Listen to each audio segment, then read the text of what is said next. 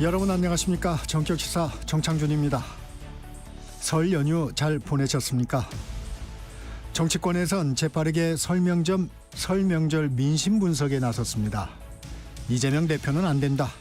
이 대표로 정권 교체해야 한다. 여야에서 내놓은 민심은 엇갈렸습니다. 과연 여론은 어떻게 흘러갈지 어제 더불어민주당에 이어 오늘은 국민의힘 조배숙 의원 만나보겠습니다.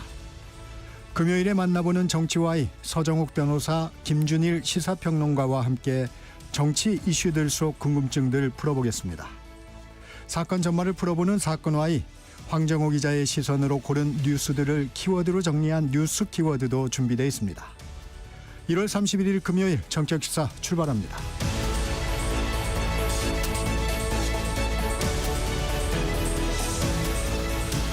정격시사는 유튜브로도 실시간 방송합니다. 문자 참여는 짧은 문자 50원, 긴 문자 100원이 드는 샵 9730, 콩 어플은 무료입니다. 뉴스 브리핑 시작합니다. 한국경제신문 최영찬 기자 나와 있습니다. 안녕하세요. 안녕하십니까. 미국 수도인 워싱턴 DC 근처 공항에 착륙하려던 여객기가 군용 헬기와 부딪혀서 강에 추락했습니다.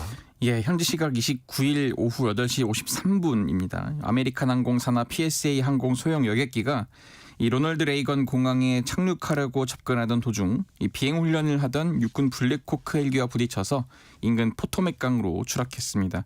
아메리칸 항공은 사고 여객기가 승객 60명과 승무원 4명을 태우고 미국 중부 캔자스주 위치토시에서 워싱턴 DC로 가던 중이었다고 밝혔는데요. 또 군 당국도 사고 헬기에 군인 3명이 타고 있었다고 전했습니다.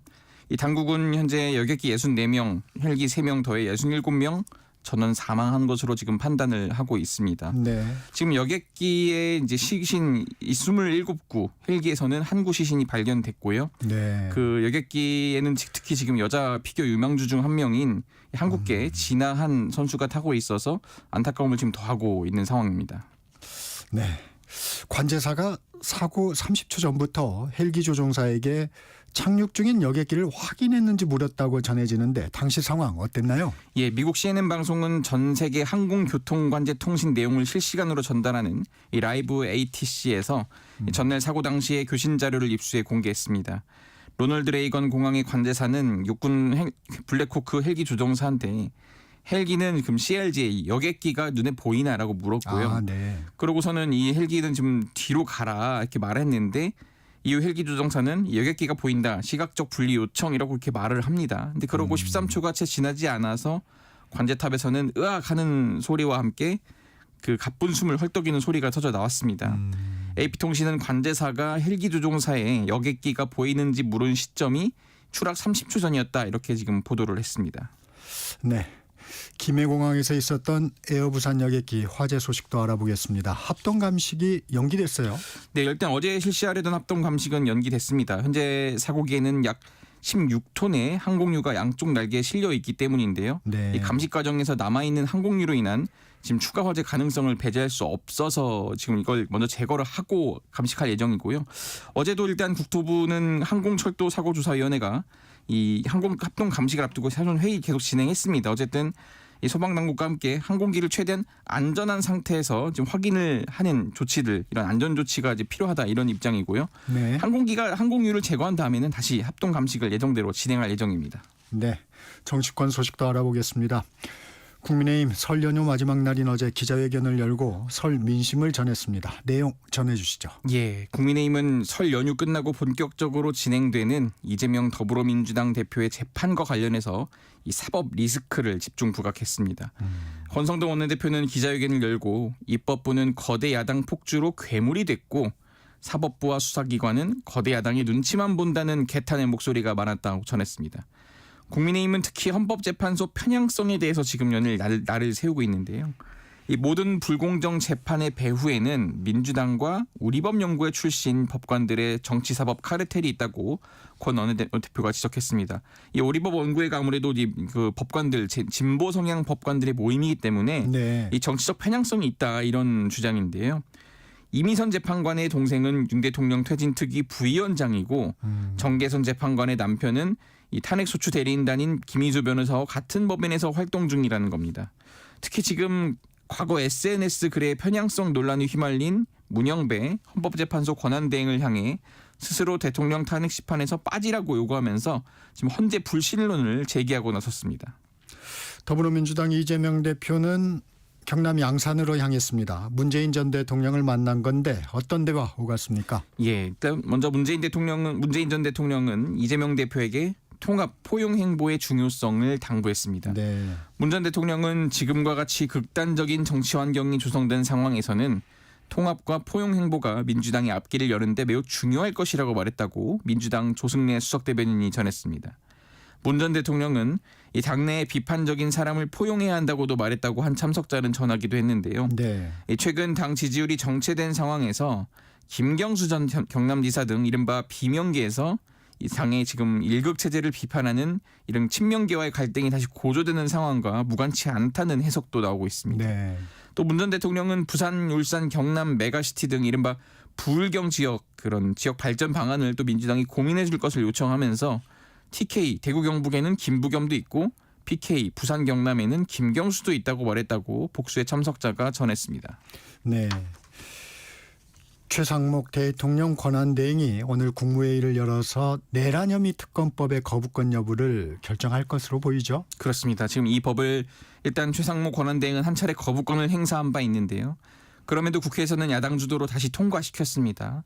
오는 일요일이 제2요구 시한인데 최 대행은 오늘 국무회의를 열어서 제2요구 여부를 결정할 것으로 보입니다. 최 대행은 설 연휴 기간에도 각계 의견을 들으면서 고심을 거듭한 것으로 전해졌는데요.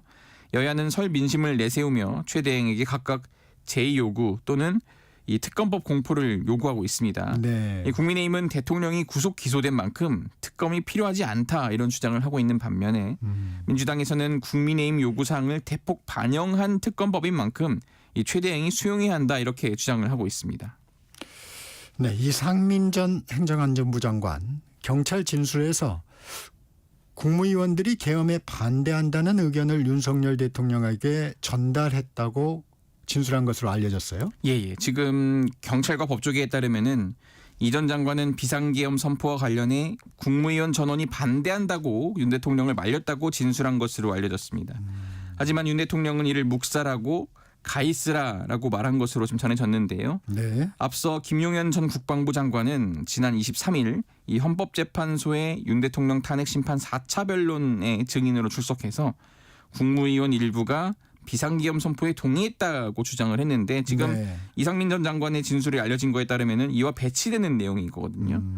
또 최상목 대통령 권한대행도 이 당시 회의가 국무회의라고 생각하지 않는다면서 국무회의라면 이 심각한 절차적 하자가 있는 것이라고 지금 경찰에 진술한 것으로 전해졌습니다. 그렇군요. 스포츠 소식도 알아보죠. 지난해 손흥민 소속팀 동료가 돼서 화제를 모았던 10대 유망주죠. 양민혁이 결국 임대 이적했습니다. 예, 지금 토트넘에 이제 이적해서 지금 굉장히 주목을 받았었는데 네. 결국은 2부 리그 퀸즈파크 레인저스로 임대에 이적했습니다. 양민혁이 새 유니폼을 입고 각오를 밝혔는데요. 토트넘에서 출전 기회를 잡지 못하면서 퀸즈파크 레인저스로 임대 이적을 한 겁니다. 계약 기간은 올 시즌 남은 기간까지입니다. 이제 반년이 채 안 되는 거죠. 이 참고로 이 퀸즈파크 레인저스는 과거 우리 축구 전설 박지성이 선수 생활 말년을 보냈던 구단입니다. 그렇군요. 예, 올 시즌 잉글랜드에서는 지금 프로축구 2부 리그인 챔피언십에서 지금 13위에 올라 있습니다. 근데 이제 승격할 수 있는 그 범위권인 6위와 이제 승점 차가 얼마 나지 않아서 이 승점 확보가 시급한 상황입니다. 그런 가운데 어쨌든 재능 있는 젊은 공격수인 양민혁을 선택을 한 겁니다. 입단 발표 당시에는 이번 달에 토트넘에 합류할 것으로 알려졌었는데 양민혁은 토트넘 측의 요청이 좀 빨리 와달라고 요청을 받아서 네. 지난달 중순에 영국으로 건너갔습니다. 그래서 본격적으로 적응을 했지만은 한 차례도 그라운드를 밟지 못하고 결국은 이 출전 기회를 찾아서 2부 리그인 QPR 행을 받아들였습니다. 네, 여기까지 듣겠습니다. 지금까지 한국경제신문 최영찬 기자였습니다. 고맙습니다. 감사합니다. 정격시사 듣고 계신 지금 시각 7시 30분입니다. 날씨 정보입니다. 오늘 아침까지는 춥지만 낮부터 추위가 풀려서 내일은 추위가 완전히 누그러지겠습니다. 서울 오늘 낮 기온 2도, 내일은 7도까지 올라서 강추위와 칼바람 속에서 보낸 1월 마지막 주와는 사뭇 다른 2월 첫날이 될 걸로 보고 있습니다. 오늘 중부지방으로는 1에서 5cm의 눈이 내리겠고요. 또 밤에는 경북에도 1cm의 눈이 오겠습니다. 오늘 전반적으로 하늘은 흐리겠습니다. 눈이 쌓인 곳도 있고 빙판이 형성된 곳도 꽤 있습니다. 감속 운행하셔야겠습니다. 내일은 충청 이남에 비가 내리겠습니다. 제주에는 2월 2일까지 최대 70mm의 비가 예상되고요. 남쪽에서 오늘 밤 먼저 비가 시작되는 곳도 있겠습니다. 오늘 낮 기온 전국적으로는 1도에서 10도 분포입니다. 내일은 서울의 아침 기온 영하 2도, 낮 최고 기온은 영상 7도가 되겠습니다. 오늘 강원 북부 동해안의 대기가 매우 건조한 상태라 화재 예방에 신경 쓰셔야겠고요. 내일 오전부터 제주도에 바람이 매우 강하게 불겠습니다. 지금 서울의 기온은 영하 2.9도입니다. 날씨 정보였고요. 다음은 이 시각 교통 상황 알아보겠습니다. KBS 교통정보센터의 공인혜 씨입니다. 네, 이 시각 교통정보입니다. 이곳 여의도에도 조금씩 눈이 쌓여 있고요. 수도권과 강원 내륙 등 밤사이 눈이 내린 곳들이 많습니다. 도로 살얼음의 위험이 높은 만큼 익숙한 길이라도 방어 운행 부탁드립니다. 오늘까지도 일부 쉬는 분들이 있어서 아직까지 출근길 평소 금요일에 비해 수월한 편인데요. 고속도로는 일부 귀경 차량들로 귀경 방향 정체 집중되겠고요. 오후 5시에서 6시 사이 정체 최대에 이르겠습니다. 지금은 경인고속도로 서울 방향 신월 부근으로만 가장 먼저 차가 늘어 있고요. 경부고속도로 부산 쪽 천안 부근 갓길엔 승용차가 고장으로 서 있고 서해안선 서울 쪽 일찍 부근으로는 갓길을 이동하며 청소 작업하고 있습니다. 부근으로 차량을 서행합니다. 서울시내는 구리 쪽 강변북로 월드컵대교부터 서강대교 쪽으로 또 북부간선도로 성수 쪽 도봉터널을 나오면서부터 장안교 쪽으로 서행하고 있습니다. KBS 교통정보센터였습니다.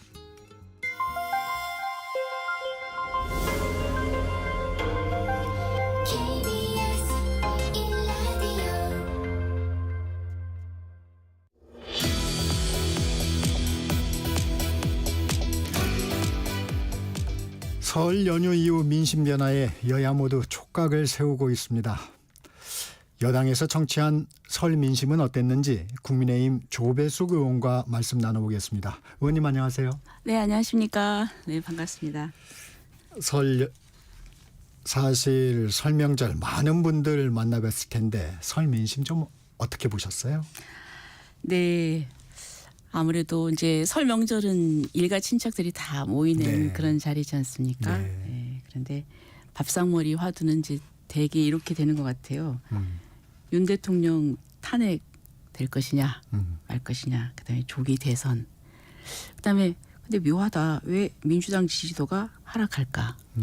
그다음에 또 부정선거 얘기하는 사람도 있으시고요. 그리고 또 좀 먹고 살기 힘들다.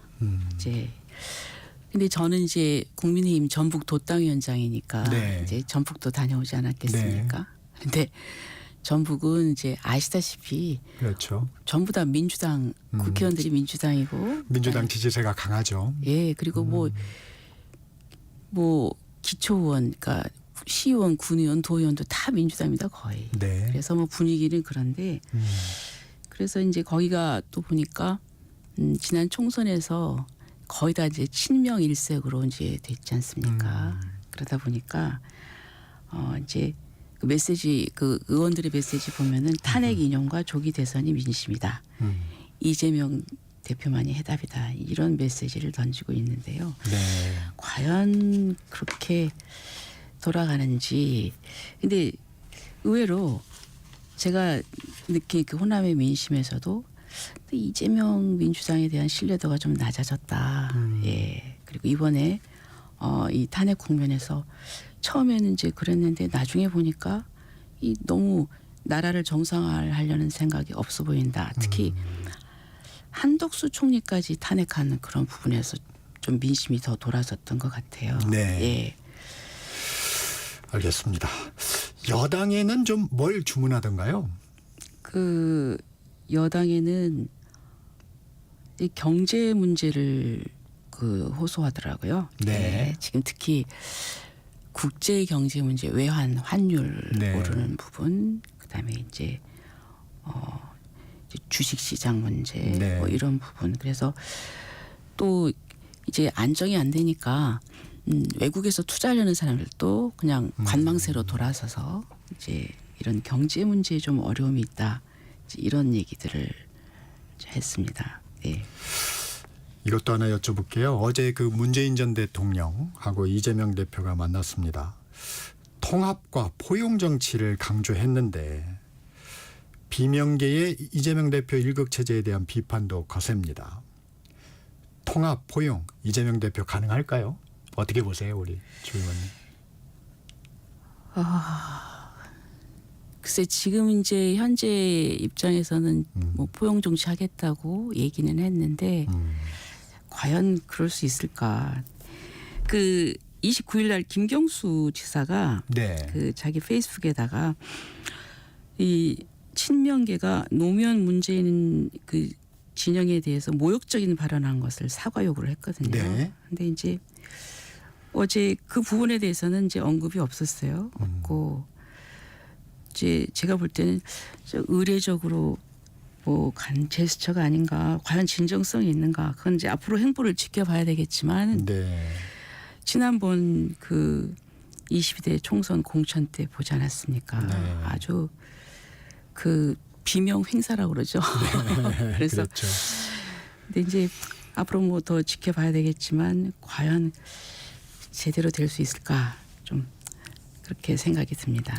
네, 향후 여론 움직임 여야 모두 촉각을 세울 수밖에 없는데 윤석열 대통령은 탄핵 심판과 형사 재판을 동시에 받게 된 상황입니다. 이와 관련된 얘기들이 계속 흘러나올 거고 여당 입장에서는 정치적으로 좀 불리하지 않을까요? 예. 원래 이제 우리가 그 법 절차의 면에서 볼 때 사실은 탄핵을 먼저 해야 되죠. 탄핵 절차를 먼저 진행을 해야죠. 그런데 이거를 형사 절차를 동시에 진행하는 것이 굉장히 저는 이게 무리다. 너무 수사기관들 조급하게 접근을 하고 있고 그래서 이 계엄에 대한 부분이 과연 탄핵 사유인지 아닌지 그걸 먼저 그 판단을 하고서 그리고 형사 재판을 하는 게 맞다. 그게 박근혜 전 대통령 때도 마찬가지였었거든요. 네. 탄핵 절차를 먼저 하고. 그러니까 이제 이런 부분이 저희들로서는 이제 공정하지 못하다고 보는 거죠. 전체 이 그 사법 절차 돌아가는 것이. 그렇군요. 일각에서는 윤 대통령 탈당 얘기도 좀 나옵니다. 대통령과의 관계 설정 어떻게 해야 할까요?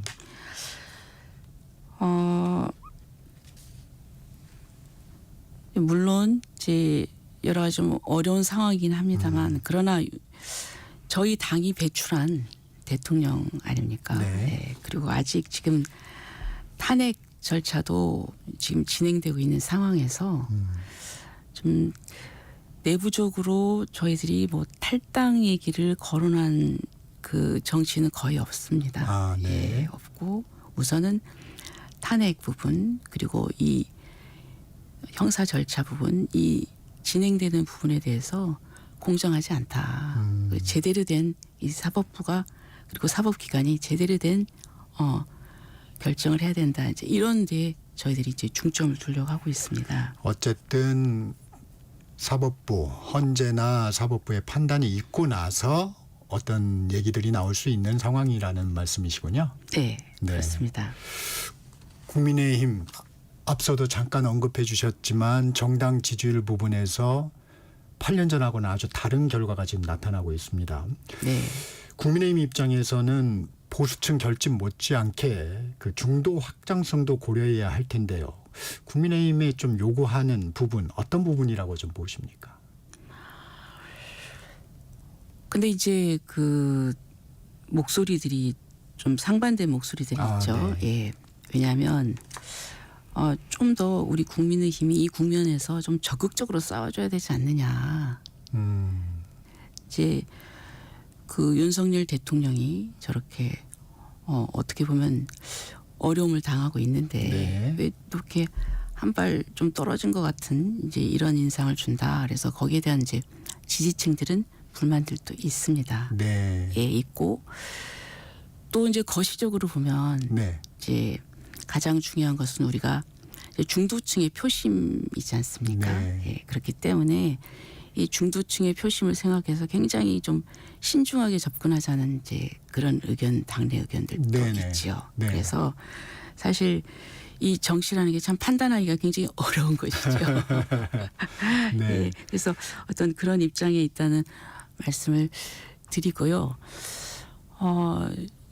근데 이제 저희들이 좀 아쉬운 거는 그 저희들이 어떤 메시지를 내거나 이럴 때 그 언론이나 네. 방송 이 부분이 상당히 이제 기울어졌기 때문에 이제 그런 부분에 대한 저희들이 어떤 그 이 논쟁을 하거나 이런 부분에 있어서 좀 기울어진 운동장이다. 좀 이런 좀 아쉬움을 느끼고 있습니다. 지금의 언론 환경을 그렇게 평가하시는군요. 네. 네. 설 당일에 윤상현 의원 또 원외 당협위원장 등이 이제 서울구치소를 방문해서 윤 대통령 응원하면서 석방을 주장을 했습니다. 이 같은 행보는 어떻게 평가하세요? 네. 그 다 각자 어떤 이제 정치를 하시는 분들이기 때문에 네. 어떤 개별적인 정치적인 판단이나 그 행동은 저희들도 존중을 합니다. 예. 그래서 또 인간적인 관계에 있는 분들은 또 이 곤경에 처한 이런 상황에 있어서 또 위로도 하고 뭐 응원의 메시지를 전달하기 위해서 만날 수 있는 것, 그건 저는 굉장히 인간적인 그 면모라고 생각을 합니다. 근데 이제 개별 의원들의 행동이다 뭐 이렇게 평가하기에는 집단적으로 이제 함께를 하게 되면 정치적 행보로 좀 보이지 않습니까?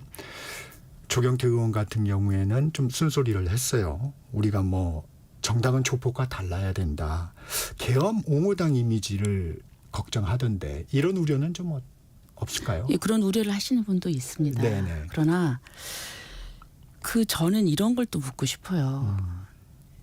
그러면 대통령께서 왜 계엄을 했는지 그 부분에 대해서, 물론 이제 계엄에 대해서 비판적인 뭐 얘기도 할 수 있지만, 그러면 왜 계엄에 이르게 됐는가?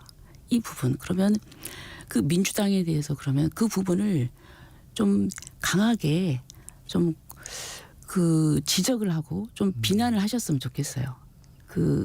뭐 계엄 옹호당이다 이런 인상을 줘서는 안 되지 않느냐. 좋습니다. 그런 그러면 주장을 하면서도 오히려 원인이 됐던 부분도 강력히 제기를 해야 되는 거 아니냐. 당연히 그렇죠. 네. 예, 그런 부분에 대해서는 일절 얘기를 하지 않고 네. 그거는 좀 문제가 있다고 생각합니다. 네.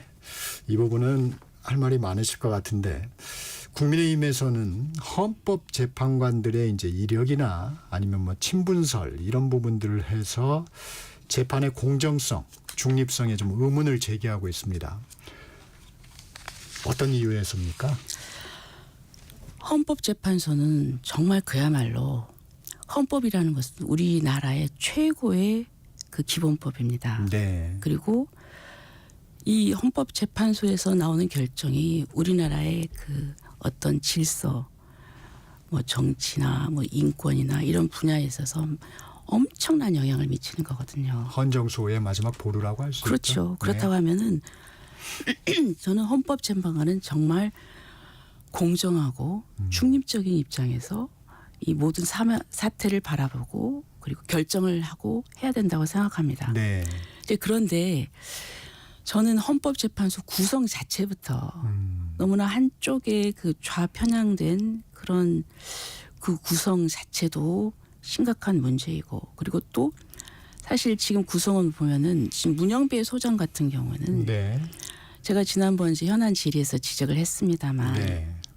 그 이재명 대표와의 그 친분이 좀 문제가 되지 않습니까? 보니까 그 SNS에 보니까 상당히 그 이재명 네. 대표하고 그 뭐 사적인 그 글을 댓글을 서로 주고받은 그런 게 몇 번 나타납니다. 그리고 또 당시에 그 사법연수원 동기고 노동법 학회를 함께 했던 것으로 알려졌습니다. 네. 그리고 또 이미선 네. 이 이미선 헌법재판관. 예, 국제인권법 연구회 출신입니다. 그리고 또 동생이 민변 산하의 윤석열 퇴진 특별위원회 부위원장입니다. 이상희 변호사가. 네. 또 정계선 재판관은 우리법 연구회 출신입니다. 그리고 그 부군 되시는 분이 김희수 지금 현재 전 헌법재판관인데 지금 국회에 탄핵소추 대리인단을 맡고 계시죠. 그분하고 같은 로펌에 재직하고 있습니다. 뿐만 아니라 지난 12월 7일 날 윤석열 대통령 탄핵 촉구 시국 선언문 발표에 그 변호사 2,400명 명단에 포함이 되어 있습니다.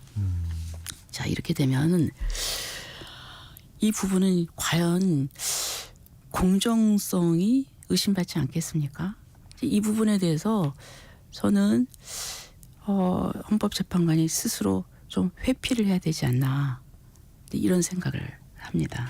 이런 인연들이 탄핵 심판에 영향을 미칠 것이다. 뭐 이렇게 판단을 하시는 거군요. 네, 아니 그러니까 재판의 공정성이라고 하는 것은 또 어떻게 보여지느냐도 중요하지 않습니까? 그런데 이렇게 뭔가 그 국제인권법 연구회, 우리법 연구회, 또 문영배 소장도 우리법 연구회입니다. 근데 이런 성향을 가진 분들이 과연 그 공정한 그런 판단을 할 수 있을까? 이제 이런 의심이 드는 것이죠. 민주당에서는 이런 얘기도 합니다. 이거 탄핵에 불복하기 위한 밑자락 아니냐 이렇게 의심하고 있는데 불복 의도란 주장에 대해서는 어떤 생각이세요? 아까도 얘기했지만 재판은 공정해야 되고 또 공정하게 또 보여져야 됩니다. 이런 부분에서 저는 심각한 결격 사유가 있다고 생각을 합니다. 그리고 또 헌재가 그 행보를 보면은 지금 이진숙 방통위원장 그 탄핵 기각한 네. 것도 4대 4였습니다. 네. 그러면 그 4명이 누구냐? 아까 말씀드린 그분들이 다 포함이 되어 있습니다. 근데 국민들이 보기에 지금 임명된 지 이틀밖에 안 된 그 이진숙 방통위원장을 탄핵했다. 저 국민들로서는 좀 납득하기가 어렵죠. 여기에 대해서 그 탄핵 인용 그 의견을 냈다는 게 사실 좀 편파적이다 이런 생각을 좀 하고 있거든요. 그뿐만 아니라 또 헌법재판소가 다른 거는 다 뭐 굉장히 좀 판단이 늦어요. 늦고 사실 지금 그 전에 탄핵을 지금 29번째인데 네. 뭐 검사 탄핵, 뭐 감사원장 탄핵, 법무부 장관 탄핵 줄줄이 있지 않습니까? 네. 근데 거기에 대해서는 전혀 뭐 그 심리할 생각도 안 하고 대통령 탄핵이 되냐 그건 막 정광석화 같이 하면서 네. 또 그 지금 한 분이 지금 걸석이지 않습니까? 근데 이거에 대해서 또 빨리 하라고 또 그 헌법 소원을 제기하니까 그거에 대해서는 또 빨리 이 2월 3일 날 결정을 한다고 합니다. 마은혁 헌법재판관 예, 이런 말씀이십니다. 부분을 보면 헌법재판관 그렇죠. 후보자. 네, 마은혁 후보자 역시 그분도 좌파 성향의 그 헌법재판관으로 그 후보로 지금 이제 평가가 돼 있는데요. 이런 부분을 보면서 과연 헌재가 공정한가 이제 이런 의심이 드는 거죠. 그러면 조 의원님은 마은혁 헌법재판관 후보자의 임명 관련해서는 헌재에서 아마 임명하는 것으로 결정을 할 것이다. 뭐 이런 판단을 하고 계십니까? 전망을 해보시면. 그렇죠. 그런 전망을 좀 하고 있습니다만 글쎄 그런 이제 그 위원이라는 이제 의견을 내겠죠. 네네. 네, 위원이라는 의견을 내지 않을까. 음. 근데 임명권을 이제 누가 행사하는지는 그거는 또 변론을 하고. 네. 알겠습니다.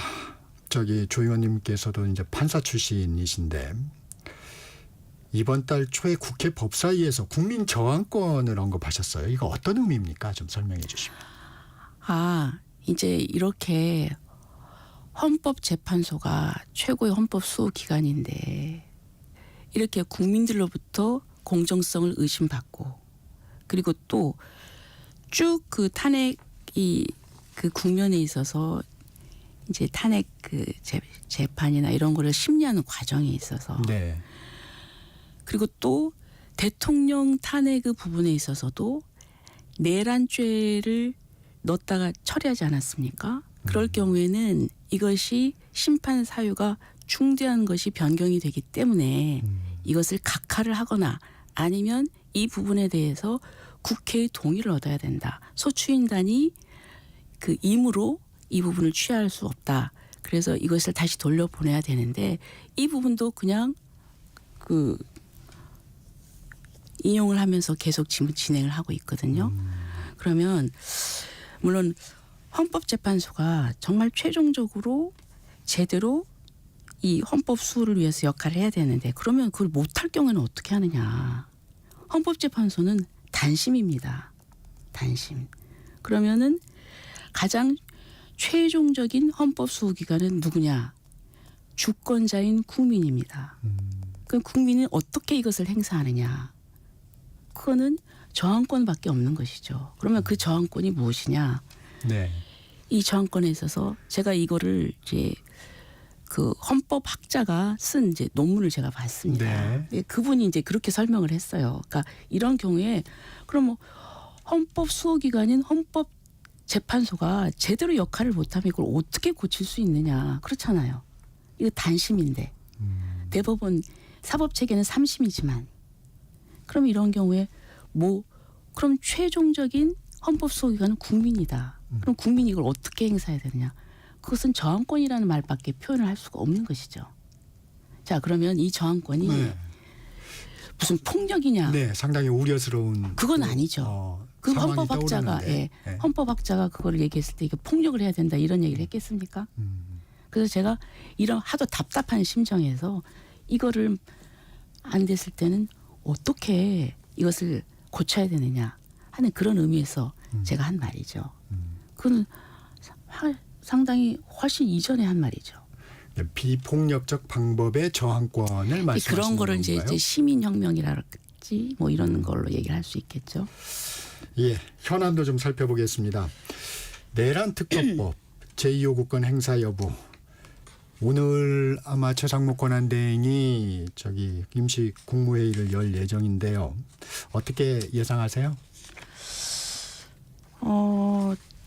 지금 저는 제2요구권을 행사해야 되지 않을까 이렇게 생각을 합니다. 네. 이제 왜냐하면 그 지금 여야가 합의를 했으면 좋겠다는 것을 전제 조건으로 들었고 네. 근데 지금 여야 합의가 되지 않고 있습니다. 네. 않고 있고요. 민주당에서는 뭐 우리가 주장하는 이런 부분을 대부분 받아들였기 때문에 네. 뭐 이걸 여야 합의가 사실상 된 거 아니냐 이렇게 얘기를 하지만 이제 두 가지 문제가 있습니다. 하나는 그 맨 마지막 규정 내란과 관련된 뭐 인지 사건 이 부분이 있거든요. 네. 근데 사실 그 부분을 수사 범위에서 말씀하시는 맞죠. 거죠? 근데 그 수사 범위에서 그 단서 조항을 그걸 넣었어요. 네. 다시. 근데 그걸 넣으면은 그 이 부분은 정말 그냥 문을 다 열어놓는 게 됩니다. 그 다른 거는 다 뺐다라도 이것이 그것을 통해서 다시 다 살아날 수 있는 거거든요. 그래서 이제 그런 부분 하나. 두 번째는 그 수사 대상이 된 기관이 군사기밀보호법이나 국가정보원법 등을 이용을 해서 특검의 압수수색을 거부할 수 없다는 이런 조항이 있습니다. 네. 근데 이거는 형사소송법상 원래 110조, 111조에서 그 처음에 공수처가 이 대통령에 대한 체포영장 그 청구했을 때 이순영 판사가 이 조항을 배제한다는 걸 해서 굉장히 논란이 됐었잖아요. 그렇죠. 예. 그런데 이제 이 조항을 이제 거부할 수 있다는 독소 조항을 넣었는데요. 저는 이게 과거 특검법들에는 없던 조항이고 그리고 또 지금 이 부분이 우리가 어떤 이 남북 대치 상황에 있어서 정말 이런 거를 그 거부할 수 없다는 걸 하면은 배제할 경우에는 저는 이게 심각한 문제가 있다고 생각을 합니다. 그래서 저는 여기에 대해서 제 요구를 하는 것이 맞다 이렇게 생각합니다. 네. 마지막으로 이 얘기도 좀 여쭤봐야 되겠습니다. 민주당에서 그 김건희 여사의 과거 발언을 좀 공개를 했어요. 여기에 보면 김건희 여사가 극우들은 미쳤다 뭐 이런 말도 있었고 극우 극자가 나라를 망쳤다 이런 취지의 내용이 나왔는데 이 얘기는 좀 어떻게 들으셨어요? 네, 그분이 그 내용을 어떤 공개적인 자리에서 말씀을 하셨는지 네. 그냥 어떤 사적으로 네. 그냥 하셨는지 전 그것도 좀 네, 그렇습니까? 예, 제가 네, 알겠습니다. 그러면 오늘은 여기까지 좀 듣겠습니다. 네, 전격시사 1부 여기서 마치고요. 잠시 전하는 말씀 듣고 2부로 이어집니다. 고맙습니다. 네.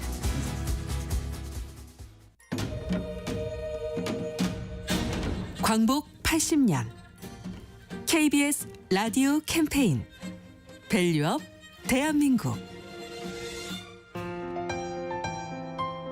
안녕하세요. 서울 지하철 1호 기관사 조상호입니다.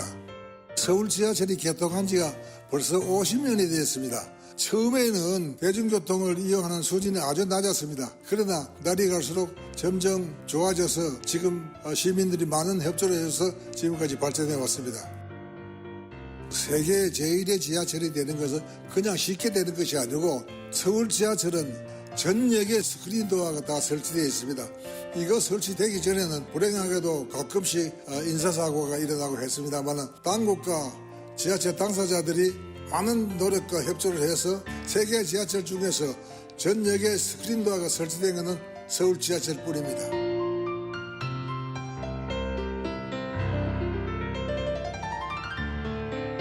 시민들께서 많은 협조와 관심을 가져주셔야 합니다. 지금 현재 우리가 50년 만에 세계 제1위 지하철이 되어 있는데 이것은 그냥 놔두면 오래 갈 수가 없습니다. 시민들도 협조하고 잘못된 게 있으면 구제해 주시고 관심을 가져주실 때 지하철이 날로 발전하리라고 봅니다.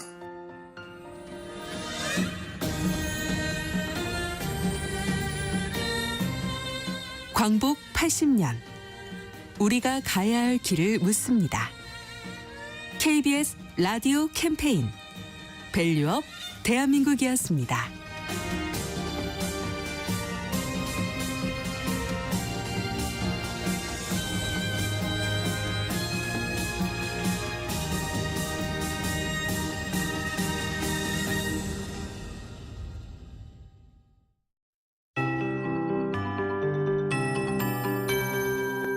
KBS 58분 날씨. 오늘 전국이 흐린 가운데 서울을 포함한 중부지방으로는 1에서 5cm의 눈이 내리겠습니다. 경북 지역은 밤에 1cm 정도의 눈 예상됩니다. 아침까지는 춥겠지만 낮부터는 기온이 영상으로 오르면서 추위가 한풀 꺾이겠습니다. 내일은 아침 추위도 확실히 약해집니다. 서울이 영하 2도의 아침 기온을 보이겠고요. 낮 기온도 곳곳에서 10도에 육박할 정도로 오르겠습니다. 내일은 충청 이남에 눈이나 비가 내리겠습니다. 제주를 위시해서 남쪽에서는 오늘 밤 비가 시작되는 곳이 있겠습니다. 도로가 미끄러우니까 교통 안전에 유의하셔야겠습니다. 그리고 오늘 동해 먼바다의 물결 높겠습니다. 동해안에는 너울성 파도가 높다는 것 참고해 주시기 바랍니다. 오늘 낮 기온은 서울 2도, 전주 8도, 대전 9도 등 1도에서 10도 분포를 예상하고 있습니다. 그리고 내일 오전부터는 제주도의 바람도 매우 강해지겠습니다. 또 강원 북부와 동해안으로는 대기가 상당히 건조합니다. 산불 등 화재 예방에 신경 쓰셔야겠습니다. 또한 모레까지 동해안의 너울성 파도가 높고 또 내일까지는 바닷물 높이가 높은 기간입니다. 만조 시간대에는 저지대 침수 피해 없도록 각별한 주의가 필요하겠습니다. 지금 서울의 기온은 영하 4.2도입니다. KBS 58분 날씨 강혜종입니다.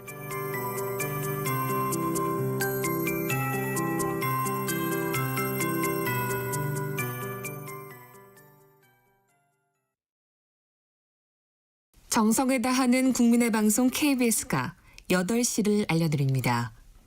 AM 711kHz, FM 97.3MHz, KBS 1라디오입니다. HLKA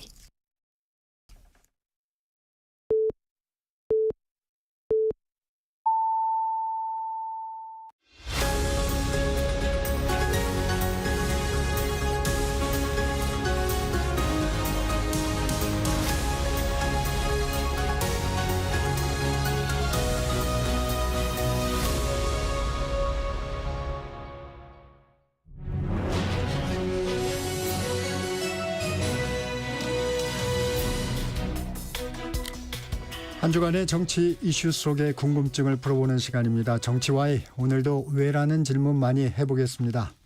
서정욱 변호사, 김지훈일 시사평론가 함께합니다. 안녕하세요. 예, 안녕하세요. 두 분 저희 프로그램에서 항상 냉철한 분석해 주시는데 새해 복 많이 받으시기 바랍니다. 예. 설 민심 좀 들어보셨는지 궁금합니다. 연휴 기간에 많은 분들 좀 만나 뵀을 텐데 어떤 말씀들을 하던가요? 정치권에 대해서 서정욱 변호사. 뭐 저는 보수의 심장 대구가 고향이에요. 그랬더니 뭐 전부 이재명 아웃, 윤석열 복귀, 네. 조기 대선은 이야기하면 안 된다. 윤 대통령이 무조건 복귀해야 된다. 그다음에 이재명 심판해야 된다. 이게 대구에서는 뭐 압도적 민심 같습니다. 사실 저는 좀 정치 얘기를 안 하려고 해요. 가급적이면은. 근데 이제 물어보시잖아요. 그렇죠. 물어보는 것만 수동적으로 물어보는데 그 질문의 내용이 도대체 윤석열은 왜 계엄을 했어요? 계엄을 했어? 이거를 가장 많이 물어보셨어요, 진짜로. 왜 했는지를 아직도 모르시는 분들이, 그리고 윤석열 대통령이나 뭐 국민의힘에서 설명한 게 납득이 안 된다고 생각하시는 분들이 굉장히 많은 것 같아요, 진짜로. 예. 짤막하게 핵심적으로 말씀을 해주셨네요. 설 연휴 마지막 날 어제 권성동 국민의힘 원내대표, 민주당 김민석 수석 최고위원 간담회를 열었는데 설 민심 역시 상반됐습니다. 잠시 소개를 해드릴게요. 권성동 원내대표는 민주당 이재명 세력이 국가 권력을 완전히 장악하게 되면 끝없는 정치 보복과 극심한 국론 분열로 나라가 벼랑으로 떨어지는 것이 아닌지 우려의 말씀이 있었다. 이런 얘기를 했었고요. 김민석 최고위원은 윤석열 파면 민심이 대세였다. 결론적으로 정권 교체가 설 민심의 최대 요구고 민주당의 절대 과제다. 이렇게 말했습니다. 여야의 입장 어떻게 들으셨습니까? 김준일 평론가님부터. 사실 이게 맨날 너무 정해진 거라서 네. 본인 지지층 가서 만나면은 뭐 당연히 이런 얘기 나오겠죠. 각자 이제 본인 정당에 유리한 얘기. 우리 서정욱 변호사님이 고향이 잘못된 건 아닌데 고향 대구 가서 들으면은 뭐 그런 얘기 안 나오겠습니까? 어이구 큰일 날. 아니 그러니까 뭐 이제 보수 성향의 서정욱 변호사님을 또 지지하시는 분들이 많이 있으니까 제가 말씀드리는 거는 네, 좀 솔직히 하나만한 얘기였어요. 제가 이거 기사도 보고 그랬는데 특별히 울림이 있는 거는 없었고 글쎄 이제 이재명 대표를 막아야 되겠다라는 뭐 그거는 국민의힘 입장에서는 당연히 나올 수 있는 좀 반응이라고 생각을 해요. 그거는 뭐 그거를 저는 틀렸다라고 생각을 하진 않아요. 그러니까 틀리고 옳고의 문제는 아닌데 근데 이 탄핵에 대해서 입장이 그럼 뭐냐. 이게 지금 뒤에 우리가 얘기를 하겠지만은 이제 뭐 헌법재판소 혼대기라든지 이거 탄핵 자체를 아예 인정을 안 한다라든지 계엄 자체를 아예 잘못된 거라고 이거를 인정을 안 하는 이런 것들이 국민의힘의 주류 정서다라고 전해주신다면은 그건 큰일이다. 나라가 저는 그 생각이 많이 들어요. 네. 네, 서정욱 변호사님. 지금 이제 그 이재명 대표는 뭐 등소평의 그 흥묘 백묘 네. 이런 식으로 실용과 민생을 강조하는데요. 네. 그런 게 겉으로는 내시경 고예요. 이재명 대표가 그다고 쏙이 같은 적 있습니까? 이재명 대표가 말하고 행동이 일치한 거 본 적 있습니까? 저는 속은 모택동이라 봐요. 홍위병. 결국 이제 그 진심은 개딸 전체주의. 근데 이 겉으로 내세우는 거는 흥묘백묘. 전부 이게 그다고 속이 다르다. 이렇게 저는 평가하고요. 그다음에 그 김민석 최고는 뭐 거구 파시즘 이야기하는데요. 그 잘못된 거예요. 원래는 이게 그 파시즘이나 스탈린 공산주의가 전부 이게 극좌입니다. 거구는요 개인과 자유를 중시하고 좌파는요 집단. 근데 그 파시즘이나 나치즘은 민족이나 국가 사회주의예요. 그다음에 스탈린이나 공산주의는 계급 사회주의예요. 그게 극좌입니다. 극좌가 두 개죠. 그 파시즘이나 이게 극우가 아니에요. 우파는 항상 자유와 개인을 중시합니다. 저는 극우 평론가입니다. 이거 잠깐만 이거는 반론을 안 할 수가 없는데 네. 그러니까 나치즘을 극좌라고 하시는 분은 제가 전 세계에서 유일하게 며칠 칼럼도 있어요. 서정욱 변호사님 빼놓고는 본 적이 없어요. 그러니까 이게 좀 우길 걸 우기셔라. 모르겠습니다. 뭐 극우냐 국민의힘이나 뭐 여기가 극우가 아니라고 주장을 할 수가 있는데 그러니까 그리고 뭐 나치즘하고는 다르다라고 주장할 수 있지만 기본적으로 지금 이 역사에 어떤 발생했던 현상까지 이렇게 부정하시면 안 되죠. 나치즘은 극우입니다. 그거를 어떻게 부정을 합니까? 인종청소 극좌에서 인종청소하는 거 맞습니까? 그러니까 예를 들면은 국가 전체주의라고 보통 얘기를 해요. 나치즘은. 그래서 국가와 이제 뭐 민족주의 그 어떤 우월성, 민족 우월성 이런 거를 바탕으로 하기 때문에 지금의 국힘하고 약간 모양새가 다를 수는 있어요. 뭐 이런 거를 말씀하시면 모르겠는데 너무 좀 황당해서 제가 좀 놀랐습니다. 제가 지금. 며칠 전에 복글 소설가 칼럼이 있고요. 네. 원래 나치라는 게 국가 사회주의입니다. 다만 이거는 계급을 중시하느냐, 네. 다만 이게 민족 국가를 한다. 집단을 강조하는 거는 나치나 공산주의가 일치하는 거예요. 이 문제는 좀 깊이 깊이 들어가시는 말자고요. 네, 김민석 최고위원의 얘기에는 이런 부분이 좀 깔려 있는 것 같습니다. 이제 중도층의 지지 부분인데요. 중도층에서 최근에 이제 여론조사의 흐름을 보면은 윤 대통령 파면을 찬성하고 있고 민주당 지지세가 좀 강하고 또 정권 교체론이 좀 우세한 걸로 지금 나오고 있지 않습니까? 이제 그런 여론 상황을 아마 얘기를 한 것 같은데 문제는 이제 이런 여론이 변화 가능성. 서정욱 변호사님은 어떻게 보세요? 저는 중도라는 게 그 실체가 모호하다 봐요. 결국은 이제 이쪽 저쪽 약간 눈치를 보면서 오락가락하는 게 중도라는 게 거의 얼마나 실체가 있는가 이런 생각이 들고요. 지금 이런 게 대위기 상황에 중도는 중립은요 악의 편입니다. 오히려 그 행동을 해야 돼요. 저는 본인이 중도라 생각하는 분들이 대거 자유우파 쪽으로 상당히 그 이동하고 있다. 최근에 그 여론을 봐도요 윤 대통령이 계엄 이전보다 이후에 지지가 늘어난 거는 이게 느낌으로 알 수 있잖아요. 뭐 수치를 제가 안 되더라도 따라서 이제 이거 중도가 대거 우리 나라를 지켜야 된다 이런 보수 쪽으로 이동하는 이게 대민심의 흐름이다 이렇게 봅니다. 변호사님은 중도가 좀 보수 쪽으로 움직이고 있다 이렇게 평가를 하시는군요. 김준일 평론가님 다르실 것 같은데. 이제 보수 쪽으로 움직이고 그거는 해석이니까 그런데 오늘 제가 좀 깜짝깜짝 놀랄 본인만의 정의를 또 하셔가지고 중도가 없다라고 지금 아예 이렇게 얘기를 하잖아요. 뭐 역사 뭐 극우가 아니 저 나치즘이 극좌라고 하시더니 중도가 없나요 정말로? 그러니까 모든 사람한테 물어보면 내가 중도라고 얘기를 하는 사람이 있잖아요. 그러니까 실체적으로 다만 그 사람이 좀 더 보수 성향이냐, 중도 보수 성향이냐, 중도 진보 성향이냐, 아니면 진짜 스윙보터냐, 이거는 다를 수 있어요. 그러니까 실제 여러 정치학 쪽의 여론 그 어떤 조사를 보면은요, 실제 스윙보터는 한 10%밖에 안 된다고 합니다. 아, 그렇습니까? 어느 정도 경향성이 있어요. 그러니까 내가 중도라고 얘기를 해도 보수 성향의 정당을 좀 지속적으로 찍거나 그런데 그 사람이 투표장에 가게 만드는 거, 투표장에 안 나오게 만드는 거, 요거는 그때 이슈에 따라서 달라지는 거죠. 그래서 지금의 문제는 어쨌든 탄핵 그리고 이제 계엄이라는 상황에 있어서 사람들이 탄핵을 시켜야 되고 계엄은 잘못된 거고 이런 범야권의 주장에 사람들이 중도 성향의 사람들이 좀 더 많이 동조를 한다라고 보는 게 맞죠. 그래서 뭐 중도가 보수로 이동한다라는 건 도대체 어떤 근거로 제가 말씀하시는지를 근거를 좀 말씀해 주셨으면 좋겠어요. 그러니까 그거는 진행자도 말씀하셨지만 모든 여론조사가 이미 그렇게 나오잖아요. 그러니까 민주당 중도에서는 민주당 지지가 좀 더 높은 쪽으로 나오니까 근거를 말씀해 주셔야지 이게 좀 논쟁이 될 것 같습니다. 예. 네. 현안 살펴보겠습니다. 최상목 권한대행 오늘 임시 국무회의를 열어서 내란혐의 특검법에 대해서 결정을 할 것으로 보이는데 김준일 평론가님 어떤 결정할 걸로 보세요? 저는 거부권을 행사할 가능성이 높다라고 언론 보도가 계속 나오고 있길래 일단 네. 제가 직접 물어보지를 못해가지고 그렇게 좀 생각을 하고 있는데 문제점이 있어요. 이거는. 왜 그러냐면 첫 번째는요 이해관계 충돌입니다. 이게 윤석열 대통령이 거부권을 남발하는 숫자 뭐 이제 막 30번이 넘어가고 막 이런 것도 문제였지만 가장 사람들이 그러니까 헌법학자들이 문제를 삼은 게 최상병 특검, 김건희 특검 이거는 본인이 거부권을 행사하면 안 된다라는 거고 그거는 탄핵 사유가 될 수도 있다라고 많은 헌법학자들이 지적을 했어요. 왜 그러냐면은 이해 충돌이라는 거예요. 거부권을 행사하는 거는 소극적으로 제한적으로 그리고 정말 필요한 데만 해야 되는데 본인의 이해관계에 있어서는 하면 안 된다라는 거거든요. 최상목 대행도 지금 이 특검법의 수사 대상이에요. 전체적으로 큰 틀에서 보면은 왜냐하면 국무위원들도 지금 조사를 받아야 되잖아요. 그러니까 그리고 지금 뭐 경찰에서 조사도 받고 있고요. 그러니까 본인이 이렇게 행사를 하는 거는 심각한 문제가 있어요. 탄핵 사유가 될 수도 있고 제가 뭐 탄핵을 하자라고 주장을 하는 게 아니라 그리고 지금 이게 실익이 없다. 보충성 얘기를 하는데 네. 그러니까 빨리 통과를 시켰어야죠.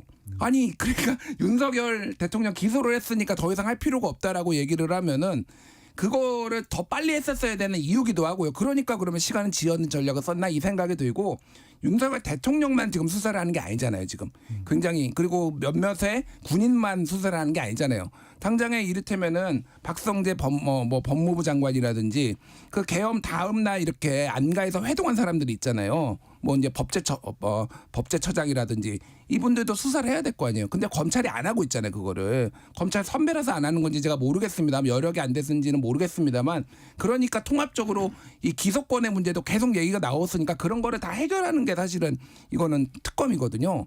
그리고 과거에 인지 수사를 그러니까 이제 더 추가로 인지한 것에 대해서는 수사를 하는 거 요조한 거는 인지 사건 수사 범위에 들어가 있죠. 수사 범위 이거는 박근혜 최순실 국정농단 사건 때도 그 조항이 있었고요. 이명박 BBK 사건 때도 있었고요. 많은 특검에 이미 들어가 있습니다. 당연한 거예요, 그거는. 근데 그거를 또 문제 삼으면 그러니까 그냥 안 하겠다 처음부터 그렇게 좀 아예 솔직하게 좀 얘기를 했으면 차라리 낫겠어요. 네. 서정욱 변호사님. 일단 이해 충돌은 최상목 장관이 쪽지도 경찰에 다 갖다 주고요. 그대로 이게 반대하면 뛰쳐나왔다잖아요. 근데 무슨 이게 내란 당사자도 아닌데 이해 충돌 말이 안 되고 우리 국회에서 뭐 검수완박 포함해 그게 이게 이해 충돌이에요. 이재명 대표 수사를 막기 위해서 의원들 이게 이해 충돌이다 이렇게 보고 그다음에 두 번째는 이미 대통령까지 다 기소를 했잖아요. 네. 여기에 뭐 안가에 해동한 게 이게 범죄 혐의입니까? 범죄 혐의가 상당하고 객관성이 있어야 수사하잖아요. 따라서 이제 그걸 수사하기 위해서 내란 특검 이거는 말이 안 되고 이미 수사는 끝났다. 저는 이렇게 보고요. 네. 그다음에 가장 마지막에 문제가 관련 사건을 자꾸 오해를 해요. 네. 관련 사건은 별건하고 다릅니다. 예를 들어 뇌물을 이게 그 수사하다가 뇌물 받은 사람 수사하다가 준 사람도 있잖아요. 네. 이런 건 관련 사건이에요. 또는 이제 뭐 사기를 수사하다가 사무소를 위조해서 사기를 했다 방법 이런 게 관련 사건이에요. 근데 박근혜 대통령처럼 블랙리스트를 한다 갑자기 다른 거 전혀 없는 거 이건 별건이죠. 따라서 이게 우리가 공처도 그렇고 별건과 관련 사건을 이게 혼동할 수가 있는데 관련 사건은 이게 필연적으로 부수되는 이걸 좁혀야지 이걸 무한정 확대하면 완전히 별건수가 되는 겁니다. 평론가님 뭐 하실 말씀 있으세요? 그러니까 무한정 확대를 한다라고 지금 전제를 하시잖아요. 그러니까 과거에는 할 수 있다는 얘기시죠? 그러니까 과거에는 그러면 왜 넣느냐? 그거는 기본적으로 무한정으로 수사하지를 안 하게 그러니까 제어 장치가 있는 게 인원을 제한해 놓고 기간을 제한해 놓고 그래서 특검이잖아요. 이거를 특검을 뭐 2년 3년을 한 게 아니잖아요. 60일 하고 추가적으로 30일 더 하고 뭐 이런 식으로 할 수 있게 그런 것들을 무한정으로 확장을 못하게 한 제어 자체가 있으니까 그거를 이미 민주당 쪽에서도 그래서 기간도 뭐 좀 줄이고 브리핑도 군사 기밀에 관련된 것은 빼고 이를테면은 뭐 다 했잖아요. 그러니까 그냥 안 하겠다라는 거예요. 죽어도 하기 싫다. 그러니까 본인들이 이제 수사 대상에 오를 것에 대해서 약간 걱정하시는 분들 몇 분이서 이거를 강하게 지금 여론을 호도하고 있다 정도 이 생각이 듭니다. 김준일 평론가님. 예. 민주당에서는 거부권 행사는 내란 동조 세력이라는 것을 의미한다. 이렇게 강하게 좀 압박을 하면서도 탄핵이라든가 이런 강경 대응 언급은 안 하고 있습니다. 어떻게 보세요? 그러니까 탄핵을 남발하는 것에 대한 좀 부담이 있는 거는 맞는 것 같아요. 확실히. 그리고 이제 한덕수 총리 탄핵 이후에 조금 약간 여론 기류가 좀 바뀌었다. 이런 내부 분석도 있거든요. 그게 이제 얼마나 정확한지는 저도 잘 모르겠습니다만은 그렇기 때문에 이제 최대한 압박은 뭐 하는 거는 뭐 맞는데 탄핵까지는 저는 안 갈 것 같습니다. 거부권을 행사한다고 하더라도 왜냐하면은 지금 어쨌든 가장 중요한 윤석열 대통령에 대한 수사는 이루어지고 있고요. 결과적으로 나중에 이게 정말로 최악의 경우에는 정말 이게 안 되면은요 필요하면은 나중에 뭐 이를테면 아까 제가 중요한 사람들 얘기할 때 뭐 김주현 민정수석이라든지 뭐 박성재 뭐 아니면은 안보실에 있는 사람들이 있지 이 사람들도 다 수사 조사를 해봐야 되는 거 아니에요. 기소를 할지 안 할지는 그거는 정권이 바뀌고 해도 됩니다 사실은. 그건 거부권을 만약에 민주당 쪽이 이기면은 그거는 거부권은 이제 안 쓸 거잖아요 어차피. 그러니까 그게 막 핵심적으로 탄핵을 해서까지 무리하게 할 사안은 저는 아니라고 보는데 어쨌든 논리적으로 보나 법리적으로 보나 이거를 거부권을 행사하는 건 상당히 문제가 있다. 최상목 대행이 좀 뭐 법을 자의적으로 좀 해석하고 있다 저는 이렇게 봅니다. 그런데 탄핵이요. 네. 29번 발의했거든요. 네. 근데 저는 29전 29패로 예상합니다. 대통령까지 다 탄핵 기각될 거예요. 근데 또 하면요. 또 기각 30전 30패 됩니다. 그러면 그 책임 어떻게 할까요? 탄핵이라는 게 뭐냐면 파면해 달라는 거예요. 이거는 징계거든요. 원래 허위로 징계나 그다음에 고소하면요 무고죄 됩니다. 이 국회의원들 면책특권대에 숨지 말고 네. 무고나 이게 반드시 책임 물어야 됩니다. 아마 이게 30표 30표로 끝날 거예요. 또 탄핵하면. 서정욱 변호사님, 이것도 좀 여쭤볼게요.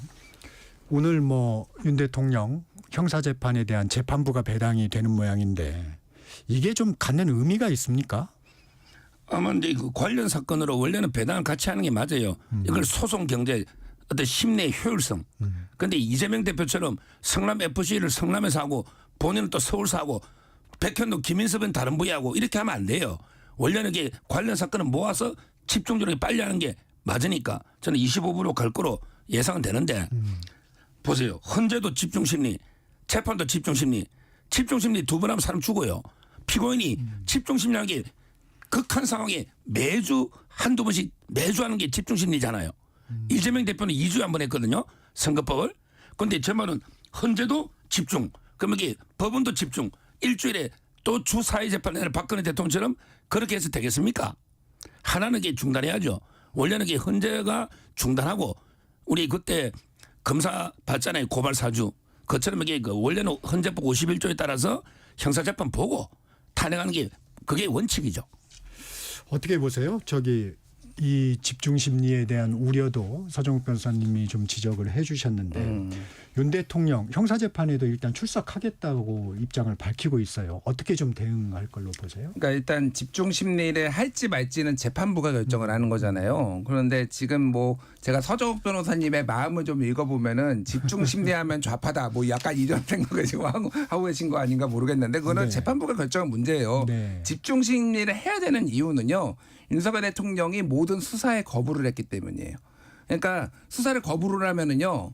그러니까 어느 정도 조사를 받아놓으면은 그게 만약에 뭐 재판정에 가서 이제는 형사소송법이 바뀌어가지고 그거를 부인할 수는 있긴 하지만 기본적으로 기초 자료가 있으니까 이게 집중 심리를 하지 않아도 되는데 이제는 한 명씩 다 증인들을 다 실제 다 세워야 되고 그러니까 이진우 뭐 이를테면은 뭐 수방사령관이니 뭐 곽종건 특정사령관이니 뭐 김용현 국방부 장관이니 뭐 이상민 행안부 장관이니 그러니까 이거를 무한정 늘어질 수가 있는 거예요. 그리고 구속 이제 최장 2개월씩 연장하면 최장 6개월이잖아요. 기본적으로 6개월 안에 끝내야 되는 거잖아요. 그러니까 이게 맨날 그렇게 보수에서 강조한 게 633 원칙 지키라면서 그러니까 뭐가 됐든 이거를 6개월 안에 끝내는 게 맞는 거죠. 그러니까 이거는 법원에서 판단한 문제고요. 저는 집중 심리를 이렇게 해야지 같이 보조를 맞춰 나가면서 다른 피의자들하고 맞춰 나간다고 보지만은 뭐 집중 심리 안 한다고 해서 제가 거기를 뭐 구구다 뭐 이렇게 말할 생각은 전혀 없습니다. 예. 네, 화제를 좀 바꿔보겠습니다. 이재명 민주당 대표 양산 평산마을에 찾았습니다. 문재인 전 대통령을 예방했는데 통합과 포용을 강조했습니다. 왜 이 시점에 문재인 대통령을 예방했는지 서정욱 변호사님. 지금은 이제 뭐 두 분 다 어떻게 보면 동병상련으로 두 분 다 사법 리스크를 앞두고 있죠. 문재인 대통령도 이제 그 2억 2,300만 원 그게 직접 뇌물죄입니다. 소환을 이게 앞두고 있고 이재명 대표는 말할 것도 없고 그러다 보니까 이게 동병상련처럼 같이 이제 힘을 모아서 윤석열 대통령 끌어내리고 우리가 이게 단합하자 이걸 이게 일시 저는 5월 동주처럼 이게 일시 문이 동주 문재인 이재명 동주 일시 같은 배를 탔죠. 그런데 오나라 월나라가요. 배에서 내리면 또 적입니다. 저는 결국 두 분은 겉으로는 이게 웃고 있어도 소리 장도 웃는 얼굴 속에 칼을 감추고 있어요. 그전에 김경수 친문 적자 황태자가 뭐냐면 이게 네 가지를 요구하면서 빨리 사과해. 우리 문재인 대통령 뭐 공개 사과해. 이렇게 직격탄 날리고 거기에 대해서 또 정성호 그다음에 최민희 그다음에 김준혁 이런 의원들이 또 반박을 했어요. 이게 원래 친문하고 친명이 극과 극입니다. 원래 이재명 대표 문재인 대통령 물과 기름이에요. 저는 일시 웃는 얼굴로 악수하면서 같은 배를 타고 있어도 결국에 깨질 겁니다. 결국 민주당은 대분열의 길로 갈 수밖에 없다. 저는 그래 봐요. 비명계가 돌아올 수 있는 길은 좀 어려울 것이다. 그럼요. 그게 김경수 지사가 요구를 했지 않습니까? 사과해라. 근데 사과하겠습니까? 안 돼요. 김준일 평론가님. 예. 아니 그러니까 뭐 두 분의 어떤 정치적 상황에 대해서 평가는 뭐 이게 자유롭게 할 수 있는데 사법 리스크 때문에 뭉쳤다라는 평가는 제가 또 처음 들어보네요 오늘. 오늘 처음 들어보는 게 너무 많아가지고 제가 아니 뭐 지금 사위 그 항공사 취업한 게 지금 뭐 그게 뇌물이라고 주장을 하는 건데 뭐 그거는 이제 뭐 법정에서 뭐 가려지겠지만은 그것 때문에 이재명을 만났다?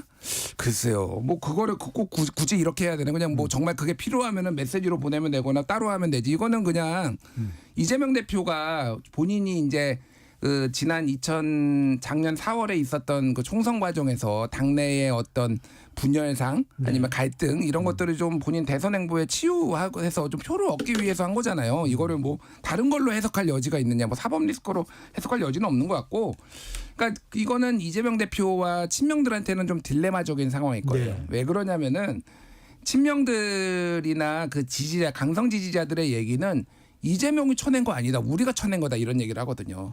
예, 그러니까 비명들이 소위 말해서 수박이기 때문에 해당 얘기를 했기 때문에 우리가 직접 우리 손으로 소위 말해서 이렇게 처단을 한 거지 이재명이 어디 뭐 개입을 했냐 이렇게 얘기를 해요. 사실 그게 바깥에서 보기에는 그렇지 않거든요. 그러니까 근데 그 논리가 저는 약간 위험할 수가 있는 게 예를 들면 이런 거예요. 윤석열 대통령이 집권 초기부터 이제 망하는 길로 갔던 게 본인의 지지 연합을 스스로 다 허물어뜨렸잖아요.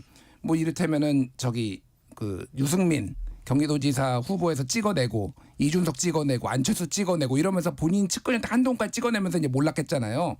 사실 근데 유승민 경기도지사 후보를 찍어냈을 때요. 사실은 그거 지지자들이 표로 한 거예요. 그 시그널을 줬죠. 이건 김은혜다라고 하고 명백하게 김은혜한테만 시그널을 주고 이렇게 지지하는 것처럼 하니까 지지자들이 움직인 거지만은 지지자들이 의리가 스스로 했다라고 가지고 이게 전혀 다 면죄부가 되는 건 아니라는 거예요. 그러니까 제가 말씀드린 거. 그래서 이 인식차가 있기 때문에 사실은 정치인들이 이 지지자들을 얼마나 친명 지지자들을 반발하지 않게 하면서도 비명들을 손을 잡느냐 이게 되게 어려운 숙제예요. 제가 말하는 건 쉽지 않아 보인다 이게. 예. 이재명 대표가 그렇게 하겠습니다 했는데 어떤 조치가 뒤따를 수 있을까요? 그러니까 가장 명시적인 거는요. 저는요. 도와달라고 가서 손잡고 그리고 중요한 직책을 맡기는 거예요. 결국은 이거는 정치라는 건 자리잖아요. 그러니까 얼마나 중요한 임무를 맡기는 거잖아요. 말로만 화해한다. 뭐 이렇게 윤석열 대통령도 뭐 말로는 통합 얘기 많이 했어요. 본인이 맨날 다 쳐내서 그렇지. 그러니까 이게 실질적으로 조치가 없으면요. 사람들이 안 믿을 겁니다. 그리고 결국은 대선은 48대 50이 이제 한 끗 싸움, 두 끗 싸움이 될 텐데 그러면은 비명들 지지자들 중에서는 내가 투표를 국민의힘을 찍진 않지만 투표를 하러 안 가버릴 수도 있어요. 사실은 지난번에도 그래서 0.73%포인트라고 진 거잖아요. 그게 이제 지지층이 이완된 것도 있거든요. 이거는 이재명 대표가 확실하게 결단을 내려야 되는 부분이에요. 그러니까. 예. 근데 이재명 대표가 뭐 통합 이야기하니까 진짜 통합하자는 줄 알더라. 이렇게 국민을 농락하고 있는 거예요. 지금 이재명 대표는 사면 초가가 아니고요. 사면 김가. 김씨 4명한테 포위돼 있다 봐요. 누구? 김동연. 그다음에 김부겸. 그다음에 총 떼면 김경수.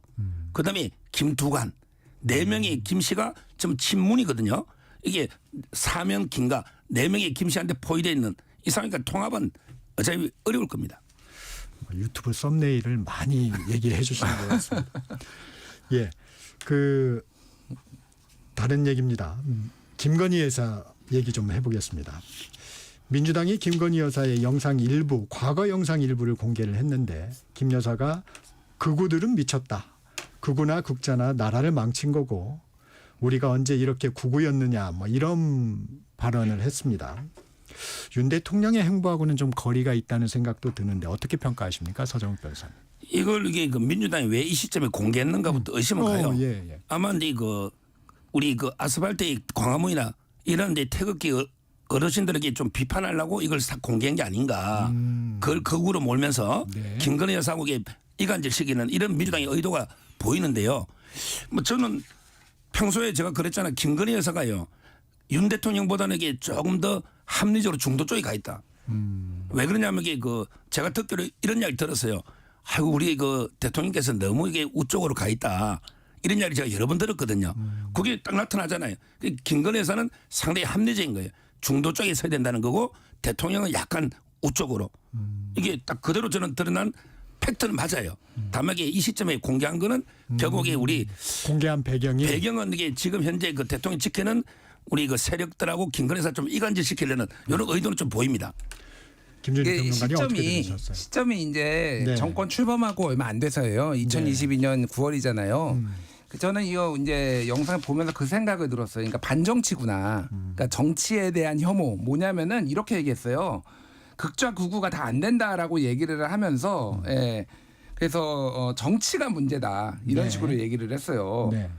그러니까 사실 그 얘기는 뭐냐면은 윤석열 대통령과 김건희 여사 자기들은 이 극좌 뭐 소위 말해서 민주당 쪽이나 극우 저기 이제 뭐 윤핵관이나 이쪽 국민의힘하고 상관없이 이들이 정치를 잘못하고 있고 우리가 제대로 하겠다. 이들은 지금 나라를 망치고 있다라는 건데 이게 사실은 이 정권이 몰락한 이유예요. 정치가 여러모로 문제도 있죠. 정치인들도 문제도 있지만 사실은 결국은 정치라는 게 타협, 협상 이런 거를 통해서 질이 멸렬한 과정도 있지만은 그렇게 결과를 내는 게 민주주의잖아요. 이미 여기에 인식에서 말해서 이미 그러니까 민주주의적 원리 원칙을 굉장히 무시하는 발언을 했다. 본인들이 다 할 수 있다라는 인식이 박혀 있더라고요. 보니까 이 맥락에서 전 그렇게 읽었고 네. 결국은 뭐 이 여사님도 인정했지만은 국힘은 그 2022년 9월부터 이미 극우였구나. 그거를 이제 다시 한번 확인할 수 있었네요. 네. 이 김건희 여사 특검법 추진이 될까요? 어제 조승래 민주당 수석 대변인이 저희 프로그램에 나왔는데 당내에서 결론을 내린 상황은 아니다. 검찰 수사 추이를 좀 지켜보겠다. 이런 입장을 밝혔어요. 어떻게 보세요? 김진일 평론가. 정말로 딱 그런 것 같아요. 왜냐하면은 뭐 아시다시피 검찰은 권력의 냄새를 기가 막히게 맡거든요. 그러니까 왜 창원지검에 있었던 명태균 관련해서 이런 것들 하나둘씩 얘기가 나오고 막 수사 기록이 나오고 그러겠어요. 그러니까 이제 내부에서 균열이 났다라고 민주당 쪽에서 야권에서도 보는 것 같아요. 그래서 급하지 않다. 그리고 일단은 내란 특검법이 제일 문제고 그다음에 이제 최상병 특검 이 박정훈 대령 이제 1심에서 무죄 났잖아요. 그래서 최상병 특검도 굉장히 많은 사람들이 공감을 하고 이번에 윤석열 대통령이 젊은이들 걱정했는데 그렇게 젊은이 걱정했으면은 최상병 특검을 그렇게 처리하면 안 되고 그렇게 그걸 진실을 밝히겠다는 박정훈 대령을 그런 식으로 이제 기소를 하면 안 되는 거죠. 제가 말씀드리는 거는 순서상으로 보면은 최상병 특검을 먼저 할 가능성이 상당히 높고요. 그러니까 이걸 한꺼번에 다 할 수 없기 때문에 뒤로 좀 밀릴 가능성이 상당히 높은 것 같습니다. 네, 서정욱 변호사님. 지금 이제 과유불급이잖아요. 김건희 여사까지 만약에 뭐 탄압한다고 특검하고 하면요. 지지율이 저는 60% 이상 국민이 폭등할 거예요. 지금 우리 국민들은요. 너무 과하게 밟으면 안 돼요. 대통령 지금 탄핵이나 구속도 이게 심한데 김건희 여사까지 또 뭐 구속 어쩌고 저쩌고 그 박지원 의원이 떠들잖아요. 그 엄청나게 역풍 맞을 겁니다. 국민들은 다 지켜보고 있어요. 자, 한 20초씩만 드리겠습니다. 국민의힘이 최근 헌법재판관들의 공정성, 중립성을 좀 문제 삼고 있어요. 서정욱 변호사님, 이 부분은 어떤 의도입니까? 지금 이제 이거 재판관이나 검사는 많이 폴리테, 클린 핸즈, 깨끗한 손으로 재판해야 돼요. 자기 손이 더러운 손으로 재판하면요, 그 승복이 잘 안 됩니다. 지금 예를 들어 40가 아직 안 됐지만 문영배, 이미선, 정계선 전북의 그 우리법연구회나 상당히 편향된 더러운 손이다 이래 봅니다. 아니 네, 우리법연구회가 더러운 손인가요? 그리고 헌법재판관 9명 중에 3명, 4명이 진범이 안 되나요? 그렇게 구성하라고 돼 있는 거예요. 그리고 권성동 원내대표가 말했으면 2023년 9월 20일 이균용 대법원장 후보자 인사청문회에서 한 얘기를 제가 읽어드릴게요. 마무리해 주시죠. 예, 제1심 재판장 재판 끝나고 나중에 보니까 본인한테 1심을 무죄해 준 그 재판관이 우리법연구회 소송인데 그런 편견과 고정관념은 가급적이면 배제해야 된다. 이렇게 과거의 권성동과 지금의 권성동이 싸우고 있다. 이렇게 마무리하겠습니다. 네, 오늘 여기까지 듣겠습니다. 서정욱 변호사, 김준일 시사평론가와 함께했습니다. 고맙습니다. 감사합니다. 전격시사 2부 여기서 마치고 잠시 후 3부로 이어집니다.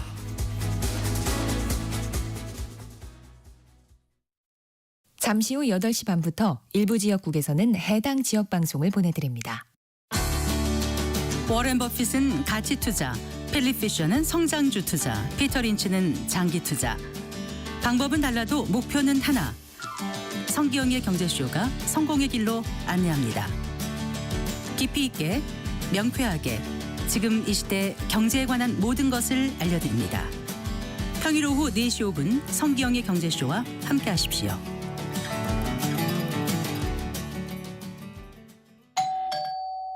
편지 왔습니다. 퇴근길 지친 당신에게 힘이 되는 뉴스를 전해드립니다. 매일 저녁 5시 5분 당신과 함께 읽는 세상 이야기 KBS 1라디오 뉴스레터 K. 지금 시각은 8시 30분입니다. KBS.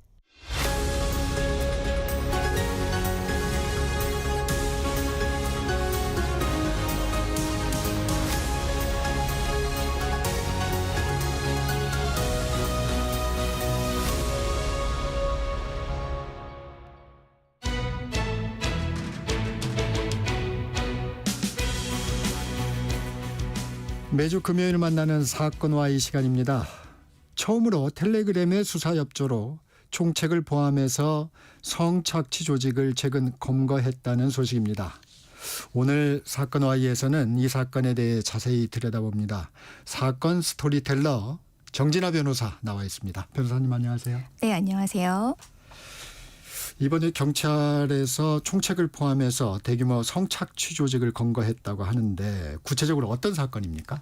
네, 그 총책 A 씨는 자경단이라는 집단을 조직해서 네. 2020년 5월경부터 올해 1월까지 약 5년 동안 텔레그램을 기반으로 해서 딥페이크 성착취물 제작, 성폭행, 불법 촬영, 협박 등의 범죄를 저질렀습니다.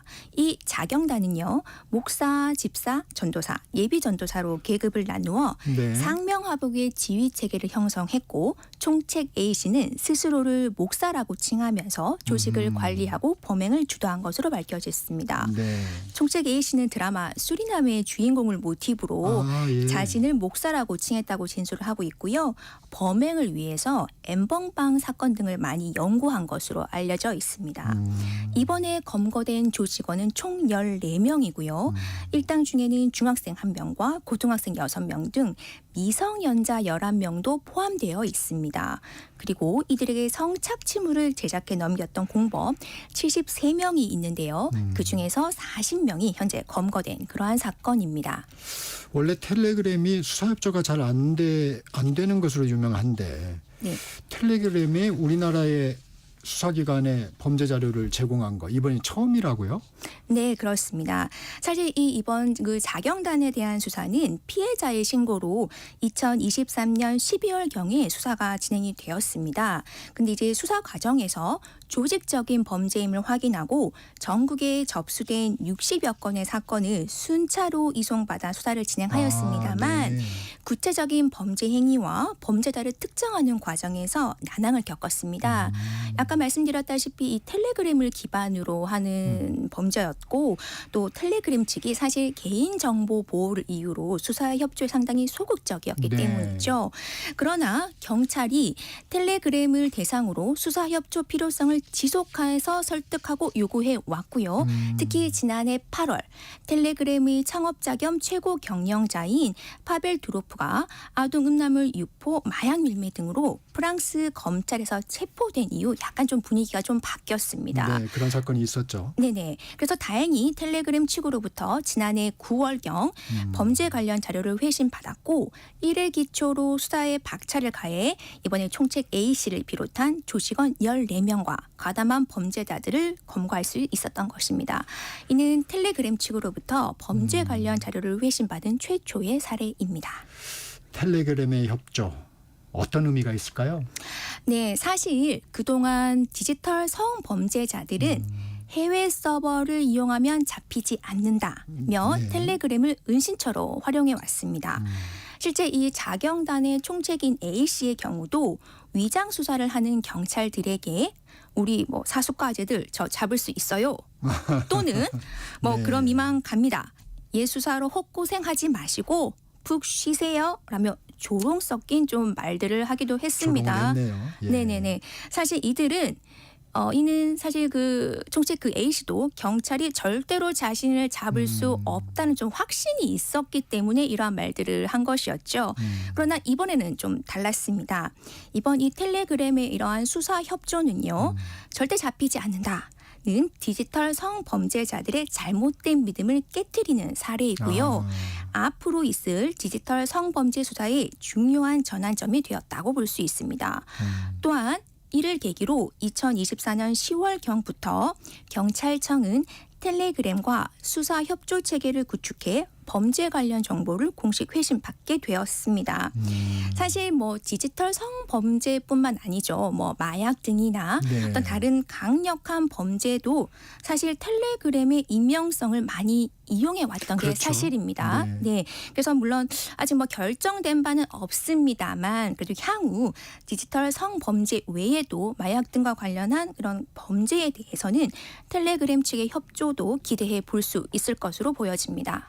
사실 텔레그램에 가입하는 이유도 여기는 우리의 개인정보, 뭐 익명성을 보장한다 이런 부분도 상당히 컸지 않습니까? 맞습니다. 네. 이번 자경단의 범행 양상 구체적으로 어땠나요? 이 총책 A씨 같은 경우는 SNS에서 범행 대상을 물색했고요. 그래서 좀 성별에 따라서 좀 접근 방법을 달리했습니다. 네. 남성의 경우에는 우선 지인 능력에 좀 관심을 보인 사람들에게 접근을 해서 지인의 딥페이크 영상을 제작해 주겠다고 했고요. 여성들의 경우에는 좀 성적 호기심을 표현한 여성들에게 메시지를 보내는 방법으로 좀 접근을 했죠. 네. 그래서 그 사람들을 텔레그램을 가입을 하게 하고 그 텔레그램을 통해서 신상을 확보한 뒤에 뭐 사진을 유포하겠다. 아니면 네가 이렇게 뭐 딥페이크 영상을 하겠다고 했으니 이를 수사기관에 제보하겠다 등등의 협박을 하였습니다. 네. 이런 방법으로 약점이 잡힌 피해자 중에 범행에 동조하는 사람은 또 조직원으로 포섭을 하고요. 또 그 조직원이 또 다른 피해자를 끌어들이는 수법을 사용했습니다. 네. 그리고 이 총책 A씨 같은 경우는 이 끌어들인 피해자의 수와 성착취물 제작 등 범죄의 정도에 따라 그 계급을 올려줬습니다. 네. 아까 그 말씀드린 네네. 집사, 뭐 전도사 이런 네. 거요. 그러니까 일종의 다단계 좀 비슷하게 네. 피라미드 연쇄 포섭 조직이었다라고 보여질 수 있습니다. 또 피해자들에 대해서는 좀 교묘하게 장기간으로 심리적 지배, 그러니까 일종의 가스라이팅을 하여 온 것이죠. 네. 뭐 피해자들 같은 경우에는 1시간마다 일과를 보고하게 하고 수시로 반성문을 쓰게 하는 방식으로 가스라이팅을 했죠. 실제 한 미성년 피해자 같은 경우에는 피해자한테 반성문을 쓰게 해요? 네, 그렇죠. 네. 예를 들면은 뭐 자신의 지시를 뭐 따르지 않는 경우죠. 네네. 그래서 실제 한 미성년 피해자 같은 경우는 방과 후 수업도 다 일일이 다 보고를 했고요. 네. 저 이제 자도 되나요 주인님이라고 취침 허락을 구하기도 한 것으로 알려져 있습니다. 네. 이러한 지시를 어기면 벌을 준다며 자해나 나체 촬영 등 성착취 행위를 강요했고요. 네. 또 그 A씨를 벗어나고자 하는 사람도 있었지 않겠습니까? 이러한 미성년 그 여학생 한 10명 정도에게는 남성과 성관계를 가져야만 졸업을 할 수 있다라고 하면서 자신을 불쌍의 남성인 척 속여 피해자들을 만나고 성폭행을 저지르고 또 이 모습을 촬영하기도 하였습니다. 변호사님이 네. 앞서 지인 능욕이라는 말씀을 해주셨는데 이걸 좀 풀어주시면 어떤 얘기인가요? 그러니까 좀 자신의 가까운 사람들의 영상을 좀 딥페이크, 그러니까 좀 합성인 거죠. 이런 것들에서 불법 촬영물, 좀 좋지 않은 그런 영상물을 제작을 하는 것입니다. 그걸 네. 지인 능욕이라고 하는 거군요. 네. 네. 이번 자경단 사건으로 인한 피해 규모 어느 정도로 지금 파악이 되고 있습니까? 현재까지 확인된 피해자가 234명입니다. 네. 그중 남성이 84명이고요. 여성이 150명인데 그중에서도 미성년자가 159명입니다. 이들은 총 1,540여 건의 성착취물 등을 제작을 했고 아동 청소년 대상 제작물이 1,299건의 일입니다. 사실 이거 같은 경우에는 지난 2019년 한국 사회를 충격에 빠뜨렸던 N번방 사건의 그렇죠. 조주빈이 1년 동안 박사방을 운영하면서 발생한 피해자가 미성년자 16명을 포함해서 73명이었거든요. 근데 이번 이 자경단 사건은 그보다도 3배나 더 많은 피해자가 있습니다. 사실 뭐 피해자의 이런 규모나 피해자를 가해자로 끌어들이는 구조, 또 가스라이팅을 통한 것, 또 미성년자들이 많이 범행에 가담했다는 점을 본다면 사실 좀 역대 최악의 디지털 성범죄 사건으로 기록되고 있습니다. 이 자경단 사건, N번방 사건 두 사건에 좀 차이점이 있나요? 네, 일단 좀 크게 좀 세 가지 정도로 좀 살펴볼 수 네. 있을 것으로 보여집니다. 이번 이 총책 A씨 같은 경우는 이 범행을 통해서 금전적 이득은 크게 취하지 않은 것으로 조사가 되었습니다. 아, 그렇군요. 네, 조직의 수익이 총 345만 원 정도에 불과했고 또 이 또한 대부분 성착취 도구 구매 등 활동 자금으로 쓰였습니다. 이는 사실 N번방 사건의 조주빈이 성착취물을 판매하거나 입장료로 뭐 가상화폐 등을 받은 것과는 조금 대조적으로 보이는 부분입니다. 그러네요. 네. 하지만 이보다 더 중요한 것은 이 N번방 사건 같은 경우에는 특정 성별만을 대상으로 한 것과 달리 이번 이 자경단 범행 대상은 남녀와 나이를 가리지 않았다는 것입니다. 아까 말씀드렸다시피 남성 피해자가 84명으로요. 전체의 약 35% 정도를 차지하고 있습니다. 특히 A씨 등 상부 지시를 따르지 않았다는 이유로 일부 남성 피해자에게 유사강간 등 성폭행을 하기도 한 것으로 확인되었습니다. 네. 또 가해자와 피해자 모두 성미성년자의 비중이 상당히 높아졌다는 점입니다. 검거된 조직원 14명 중 11명이 미성년자였고요. 피해자 234명 중 159명, 그러니까 약 68% 정도가 미성년자였습니다. 이는 미성년자들이 얼마나 이 디지털 성범죄에 쉽게 노출되어 있는가를 여실히 보여주는 것이라고 할 수 있습니다. 네, 걱정이네요. 그런데 이렇게 꾸준히 디지털 성범죄가 증가하고 있는 추세라고요? 네, 그렇습니다. 뭐 기존에 우리가 알고 있던 이 N번방 사건 그리고 이번에 이 자경단 사건처럼 규모가 큰 사건 외에도 디지털 성범죄는 계속 증가하고 있는 추세입니다. 최근 5년 동안 5.8배 정도 증가를 했고요. 약 75%의 재범률을 보이고 있습니다. 또 더구나 가해자와 피해자 모두 좀 연령이 하향화되고 있는 이런 추세라서 매우 심각한 사회 문제가 되어가고 있습니다. 네. 또 디지털 이 성범죄는 피해자 본인이 자신이 피해자인 사실을 인지하지 못하는 경우도 생각보다 많습니다. 또 불법 촬영물이 또 온라인을 통해 유통될 경우에는 확산이 통제가 불가능하고 피해 복구도 어렵다는 좀 특징을 가지고 있죠. 네. 이제 이 사실 요즘 모두 다 이 디지털 미디어 시대 아니겠습니까? 네. 이게 좀 급속한 이 변화가 온라인, 오프라인을 넘나드는 성범죄를 발현을 하고 있고요. 더구나 피해자의 사진을 딥페이크로 불법 합성해서 유포하는 방식, 온라인 그루밍 범죄와 몸캠 피싱, 영상 유포 협박 등 디지털 성범죄 사례가 매우 다양하고 치밀해지고 있다는 것도 문제입니다. 네. 자경단 사건 아직 수사 진행 중이죠? 네, 그렇습니다. 예, 향후 수사 방향은 좀 어떻게 예상하시나요? 일단은 총책 A씨는 범죄단체 조직, 아동 청소년의 성보호에 관한 법률 위반 등 총 19개의 혐의로 지난 24일 구속 송치가 되었고요. 신상정보공개심의위원회를 열고 신상 공개를 검토하고 있습니다.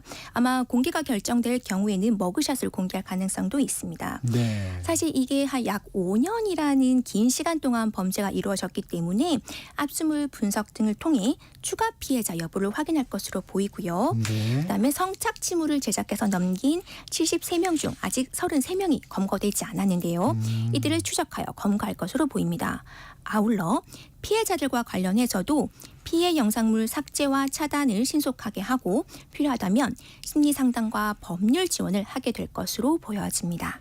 하여튼 이 피해 영상물 삭제, 차단 이 부분이 좀 빨리 이루어져야 될 것 같아요. 그렇죠. 그래야 2차 가해가 조금 방지될 수 있을 것으로 보여집니다. 네.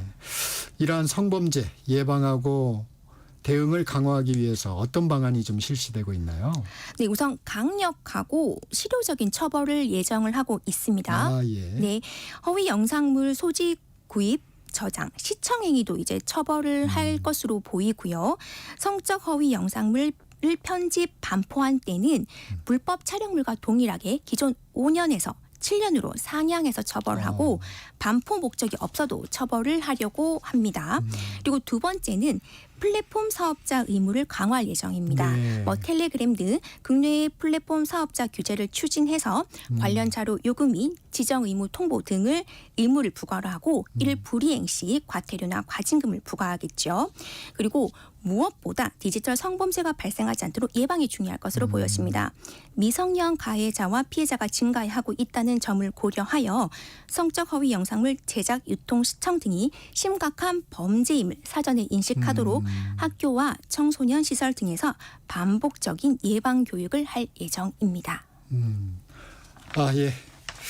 아직은 그러면은 아까 말씀하신 대안들이 돼 있는 건 아니군요. 이제 앞으로 네, 하겠다는 앞으로 거군요. 실시 예정입니다. 네, 오늘은 여기까지 듣겠습니다. 사건 아이 지금까지 정진아 변호사와 말씀 나눴습니다. 고맙습니다. 네, 감사합니다. 전격시사 듣고 계신 지금 시각 8시 45분입니다. 네, 이 시각 교통정보입니다. 아직까지도 아침 한기가 짙고요. 강원 일부 지역으론 지금도 눈이 내리는 곳 있습니다. 충분히 감속하셔야겠습니다. 오늘까지도 연달아 쉬는 분들이 있어 출근길 평소보단 수월한 편인데요. 다만 고속도로 돌발 구간 수도권 제일순환선 판교에서 일산 쪽입니다. 서운 분기점 부근으로 고장난 차에 영향이 남아서 중동 부근부터 정체입니다. 청주 영덕고속도로 청주 방향으론 의성 휴게소 부근 갓길에 화물차가 고장으로 서 있는데요. 이곳 차로도 많지 않고 도로 살얼음이 끼어 있어서 2차 사고에 유의해서 지나셔야겠고요. 역시 충청권인 당진 대전고속도로 당진 방향 세종터널 부근 2차로와 갓길, 또 강원권인 영동선 강릉 쪽 대관령 부근 3차로에도 각각 고장난 화물차가 서 있습니다. 터널과 산간 지역인 만큼 주의 이동 부탁드립니다. 지금 정체된 서해안선 서울 방향 금천 부근과 서울 시내 구리 쪽 강변북로 월드컵대교부터 서강대교 쪽으로만 짧게 이어집니다. KBS 교통정보센터에서 공인혜였습니다. 대한민국 중심 채널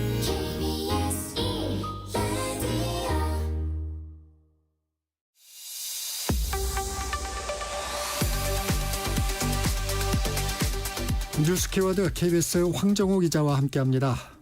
한 주간 있었던 뉴스 중에서 황정호 기자의 시선으로 고른 뉴스들 함께 살펴보겠습니다. 안녕하세요. 안녕하세요. 첫 번째 키워드, 요즘에 화제죠. 딥시크군요. 중국에서 개발해서 내놓은 AI 모델, AI 생태계를 흔들고 있습니다. 네, 맞습니다. 이게 중국 인공지능 스타트업 딥시크라는 이제 곳에서 내놓은 대화형 AI. 그러니까 대화형 그 AI 모델 때문에 지금 난리가 난 건데 챗 GPT처럼 뭐 질문을 하면 답변을 해주는 그런 생성형 AI 기반의 이제 모델인 건데 네. 문제가 사실 들어가는 개발 비용이 정말 그 오픈 AI 챗 GPT의 한 5.6% 정도밖에 안 된다.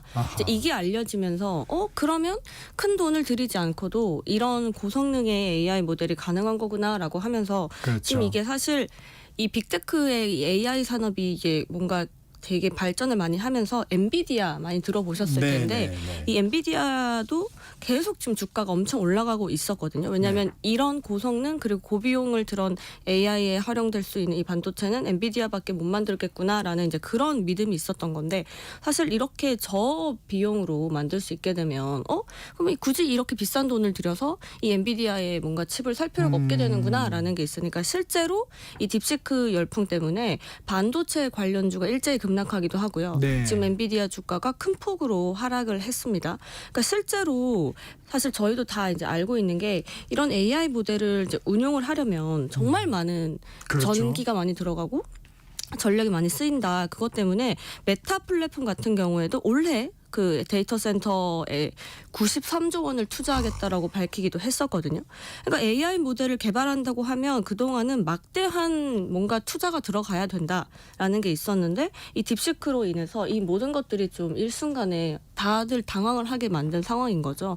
그런데 이제 뭐 한계도 있다라는 지적이 나오는데요. 예. 뭔가 중국 관련된 질문을 했을 때는 제대로 답변을 잘 못한다든지 이제 이런 이제 좀 한계가 있고요. 그리고 이게 실제로 정말 어느 정도의 질을 가지고 있는지에 대한 거는 좀 더 지켜봐야 된다라는 전문가 의견이 나오고 있고 그리고 지금 오픈 AI와 MS, 그러니까 마이크로소프트사에서 혹시 무단으로 데이터를 수집해서 뭔가 만든 게 아니냐라고 하면서 이제 조사도 시작을 했습니다. 그렇군요. 두 번째 키워드, 땅입니다. 이거 뭐 부동산 투자 얘기하는 건가요? 그건 아니고 네. 가족들이 혹시 친척들이 모르는 조상 땅이 있는지 알아보는 서비스가 있어서 아, 예. 네, 소개를 해드리고 싶었는데 이게 경상남도에서 처음 시작된 서비스인데요. 이게 말 그대로 잊혀진 재산을 찾아보는 서비스거든요. 네. 그러니까 뭐 갑작스럽게 뭐 사망을 이제 하셨을 때 후손들이 조상이 가진 토지 소유 현황을 잘 알지 못하는 경우가 그렇죠. 있잖아요. 모르죠. 네. 그럴 때 상속인에게 토지 위치를 알려주는 재산권 일종의 재산권 보호 제도인데요. 이게 행정 서비스예요. 그래서 전국 지적 전산망인 KGO 플랫폼에서 토지 정보를 제공하는데 여기서 이제 신청을 하시면 알아볼 수 있는 거거든요. 이게 1990년대 초반에 이제 교통사고로 아버지를 잃은 여중생의 이제 그런 사연을 듣고 상속 재산을 이제 찾아준 걸 계기로 경상남도에서 처음으로 시작이 됐거든요. 그렇군요. 이후에 이게 너무 혁신적인 사례다라고 이제 판단을 해서 정부가 편의성을 인정을 해서 2000년대 초반 전국구로 지금 확대가 된 상황이에요. 아, 지금은 이제 전국에서 다 할 수 있습니까? 할 수 있는 예. 상황인데 가장 궁금하신 게 그럼 어떻게 하면 되냐 하실 텐데 그냥 전국구에 그냥 가까운 시군구 민원실을 직접 방문하셔도 되고 네. 또 인터넷을 통해서 온라인으로 신청을 하셔도 되거든요. 그러니까 다만 가족관계 등록부가 시행된 게 2008년인데 그 이후에 사망하신 분들만 조회가 가능합니다. 아, 예. 그렇습니다. 다 한 번씩 찾아보실 것 같은데요. 네, 세 번째 키워드 못난이 당근입니다. 어떤 내용입니까? 말 그대로 당근 가격이 크게 올라서 그러니까 좀 못생긴 그 당근은 사실 팔면 안 되는 건데 이 못난이 당근들이 온라인을 통해서 유통되고 있다는 겁니다. 그러니까 사실 당근의 60%가 제주도에서 생산이 되고 있는데요. 이게 이상기후 때문에 생산량이 크게 줄었거든요. 그러면서 당근 가격 자체도 많이 올랐어요. 그래서 포털 사이트에 못난이 당근이라고 검색을 하면 판매글이 정말 잇따라 검색이 됩니다. 그러니까 검색을 해보시면 지나치게 크거나 아니면 너무 작거나 모양이 좀 이상하다라고 하는 이제 당근들을 팔지만 이제 이 당근들은 하나같이 이제 이건 제주산이다라고 이제 강조를 하고 있죠. 네. 근데 이게 뭐가 문제냐면 판매 기준에 미달하니까 이 당근 농가에서 그냥 이렇게 버리려고 밖에 놔두면 이걸 밤사이 몰래 가져가서 그걸 판매를 하는 거예요. 아, 그렇군요. 네, 왜냐하면 제주도는 이렇게 상품 기준에 맞지 않는 당근을 사고 파는 행위를 지금 금지하고 있고, 그러니까 당근에도 이제 그 규격 그게 있는 거죠. 그래서 뭐 70g 이상, 700g 이하. 그리고 곧게 잘 자란 이런 것들만 다른 지역에서 유통할 수가 있는 건데 사실 이를 위반하게 되면 한 500만 원 과태료가 부과되긴 하거든요. 아, 그렇습니까? 과태료도 부과가 되는데 예. 사실 이제 이게 불량 당근 판매 신고가 지금 최근 잇따르고 있습니다. 그런데 단속을 하고 있긴 한데 사실 이렇게 부정 판매가 적발돼서 과태료가 부과된 건이 사실상 한 건도 없다 보니까 이런 일들이 일어나고 있는 걸로 분석이 됩니다. 아니, 그거 다 먹을 수 있는 거 아니에요? 먹을 수도 있는데 그래도 이제 뭔가 그 저희도 어떤 상품의 기준이 있으니까 당근도 이제 그런 기준에 따라서 판매를 하게 되는데 근데 이게 또 몰래 가져가서 판매한다는 것도 그러네요. 문제인 것 같습니다. 네. 이게 다 가격이 오른 탓일 텐데 커피에 이어서 햄버거도 가격이 올랐다고요? 네, 맞습니다. 유명 햄버거 프랜차이즈점이 그러니까 설 명절 연휴를 하루 앞둔 24일 날 일부 이제 제품 가격을 인상을 했거든요. 그래서 100원 정도 올렸는데 인상률이 한 1% 정도. 근데 이게 2023년 3월 이후 한 22개월 만에 인상이거든요. 그리고 사실 뭐 이게 이제 이유는 글로벌 그 원자재 가격 그리고 원달러 환율 상승으로 인해서 원가 부담이 지속되다 보니까 불가피하게 가격 조정을 결정했다. 하지만 이제 원자재 비용 상승을 감당하기 너무 어려운 상황이다라고 이제 설명을 했었는데 이게 문제는 사실 이렇게 한 회사가 가격을 인상하면 이 버거 업계 자체에 영향을 미칠 수 있는 것 때문에 이제 주목이 되는 건데 사실 이미 일부 프랜차이즈점들은 지난해에 가격을 인상을 했었거든요. 뭐 2.8% 정도 이제 거의 한 2%대로 인상을 했었는데 지금까지는 가격 인상을 검토하지 않고 있다라는 입장이긴 한데 이게 사실 뭐 원자재 가격 인상이라는 건 좀 불가피한 변수니까 가격 인상 대열에 언제든지 동참할 수 있는 가능성이 있습니다. 네 번째 키워드 등록금입니다. 등록금 올린다는 얘기죠? 네, 맞습니다. 지금 계속 뭐 올린다는 얘기만 하고 있게 되는데 이화여대 같은 경우에도 2008년 이후 처음으로 등록금이 한 3% 정도 올랐고요. 연세대도 15년 만에 4.9% 이제 올렸거든요. 지금까지 등록금을 인상하겠다라고 결정한 대학이 한 40여 곳, 그리고 110여 곳들도 이제 인상 여부를 지금 고심하고 있습니다. 네. 그런데 여기서 이제 주목이 되는 게 등록금을 이제 올린 대학들 중에 재단 적립금이 6천억 원이 넘는, 그러니까 이른바 저희가 이제 부자 대학이라고 분류되는 그런 대학들이 있기 때문에 이제 약간 일부에서는 좀 비판을 하고 있는 거예요. 그래서 학생들 같은 경우에는 대학 측이 적립금만 쌓아두고 정작 풀지 않고 등록금을 올려서 이걸 뭔가 막으려고 한다라고 하면서 비판을 하고 있거든요. 네. 그러니까 실제로 조사를 보면 2023년 기준인데 전국 한 270여 곳 사립대학 적립금이 11조 원 정도 되는데요. 등록금이 오르지 않았을 거잖아요. 그렇음에도 불구하고 학교 수입은 오히려 더 늘었던 거죠. 그러니까 이런 것들을 이제 비판을 하고 있는 건데 국내 대학의 이제 등록금 의존율을 보면 한 50% 정도 수준인데 대학들은 그러니까 장기간 이제 등록금이 동결되면서 재정난이 심각하고 사실 재단 적립금이라는 거는 뭐 건축비라든지 연구비 이런 뭐 사용처가 좀 명확해야 쓸 수 있기 때문에 사실 이걸로 이제 등록금을 뭔가 운영하거나 이런 건 어렵다라는 입장이거든요. 그래서 교육부가 지금 각 대학마다 등록금을 이제 동결해 달라라고 요청을 하고 있는데 일부 이제 국공립 대학까지도 이 등록금 인상 대열에 속속 가세하고 있습니다. 네. 마지막 키워드 양극화네요. 설 선물에 관한 소식이라고요? 이게 아무래도 설 명절 앞두면 이제 가장 기대되는 게 뭐 상여금이라든지 설 선물일 텐데 이게 온라인에서도 좀 자주 섞인 그런 글들이 이제 올라와요. 뭐 중소기업 선물 현황 뭐 이러면서. 그래서 한 자동차 부품을 이제 공급하는 업체 같은 경우에는 거래처들 사정이 어려워지니까 전에 없던 이제 자금이 이제 막혀버리는 거죠. 네. 그러다 보니까 뭐 대체 공휴일도 달갑지도 않고 직원분들 이제 명절 선물을 챙기는 거는 엄두도 못 낸다라는 이제 그런 얘기들도 나오거든요. 그러다 보니까 거래처에서 받은 그냥 선물을 일부 소분을 해서 네. 직원들에게 나눠주는 걸로 이제 대신을 한다고 합니다. 그러니까 네. 실제로 뭐 햄 세트라든지 대표님 쪽으로 오는 선물들을 뭐 과일들을 몇 개 이제 나눠서 이제 그렇게 한다고 합니다. 그래서 상여금 같은 것도 중소기업 같은 경우에는 한 6곳 정도 불과하기 때문에 이게 참 모두에게 참 넉넉해야 된 설인데 누군가에게는 보릿고개가 됐습니다. 네. 지금까지 KBS 황정호 기자였습니다. 고맙습니다. 네. 1월 31일 금요일 전격시사 여기서 마칩니다. 지금까지 진행의 정창준이었고요. 다음 주 월요일 7시 20분에 다시 돌아오겠습니다. 건물이 밀집돼 있는 도심에서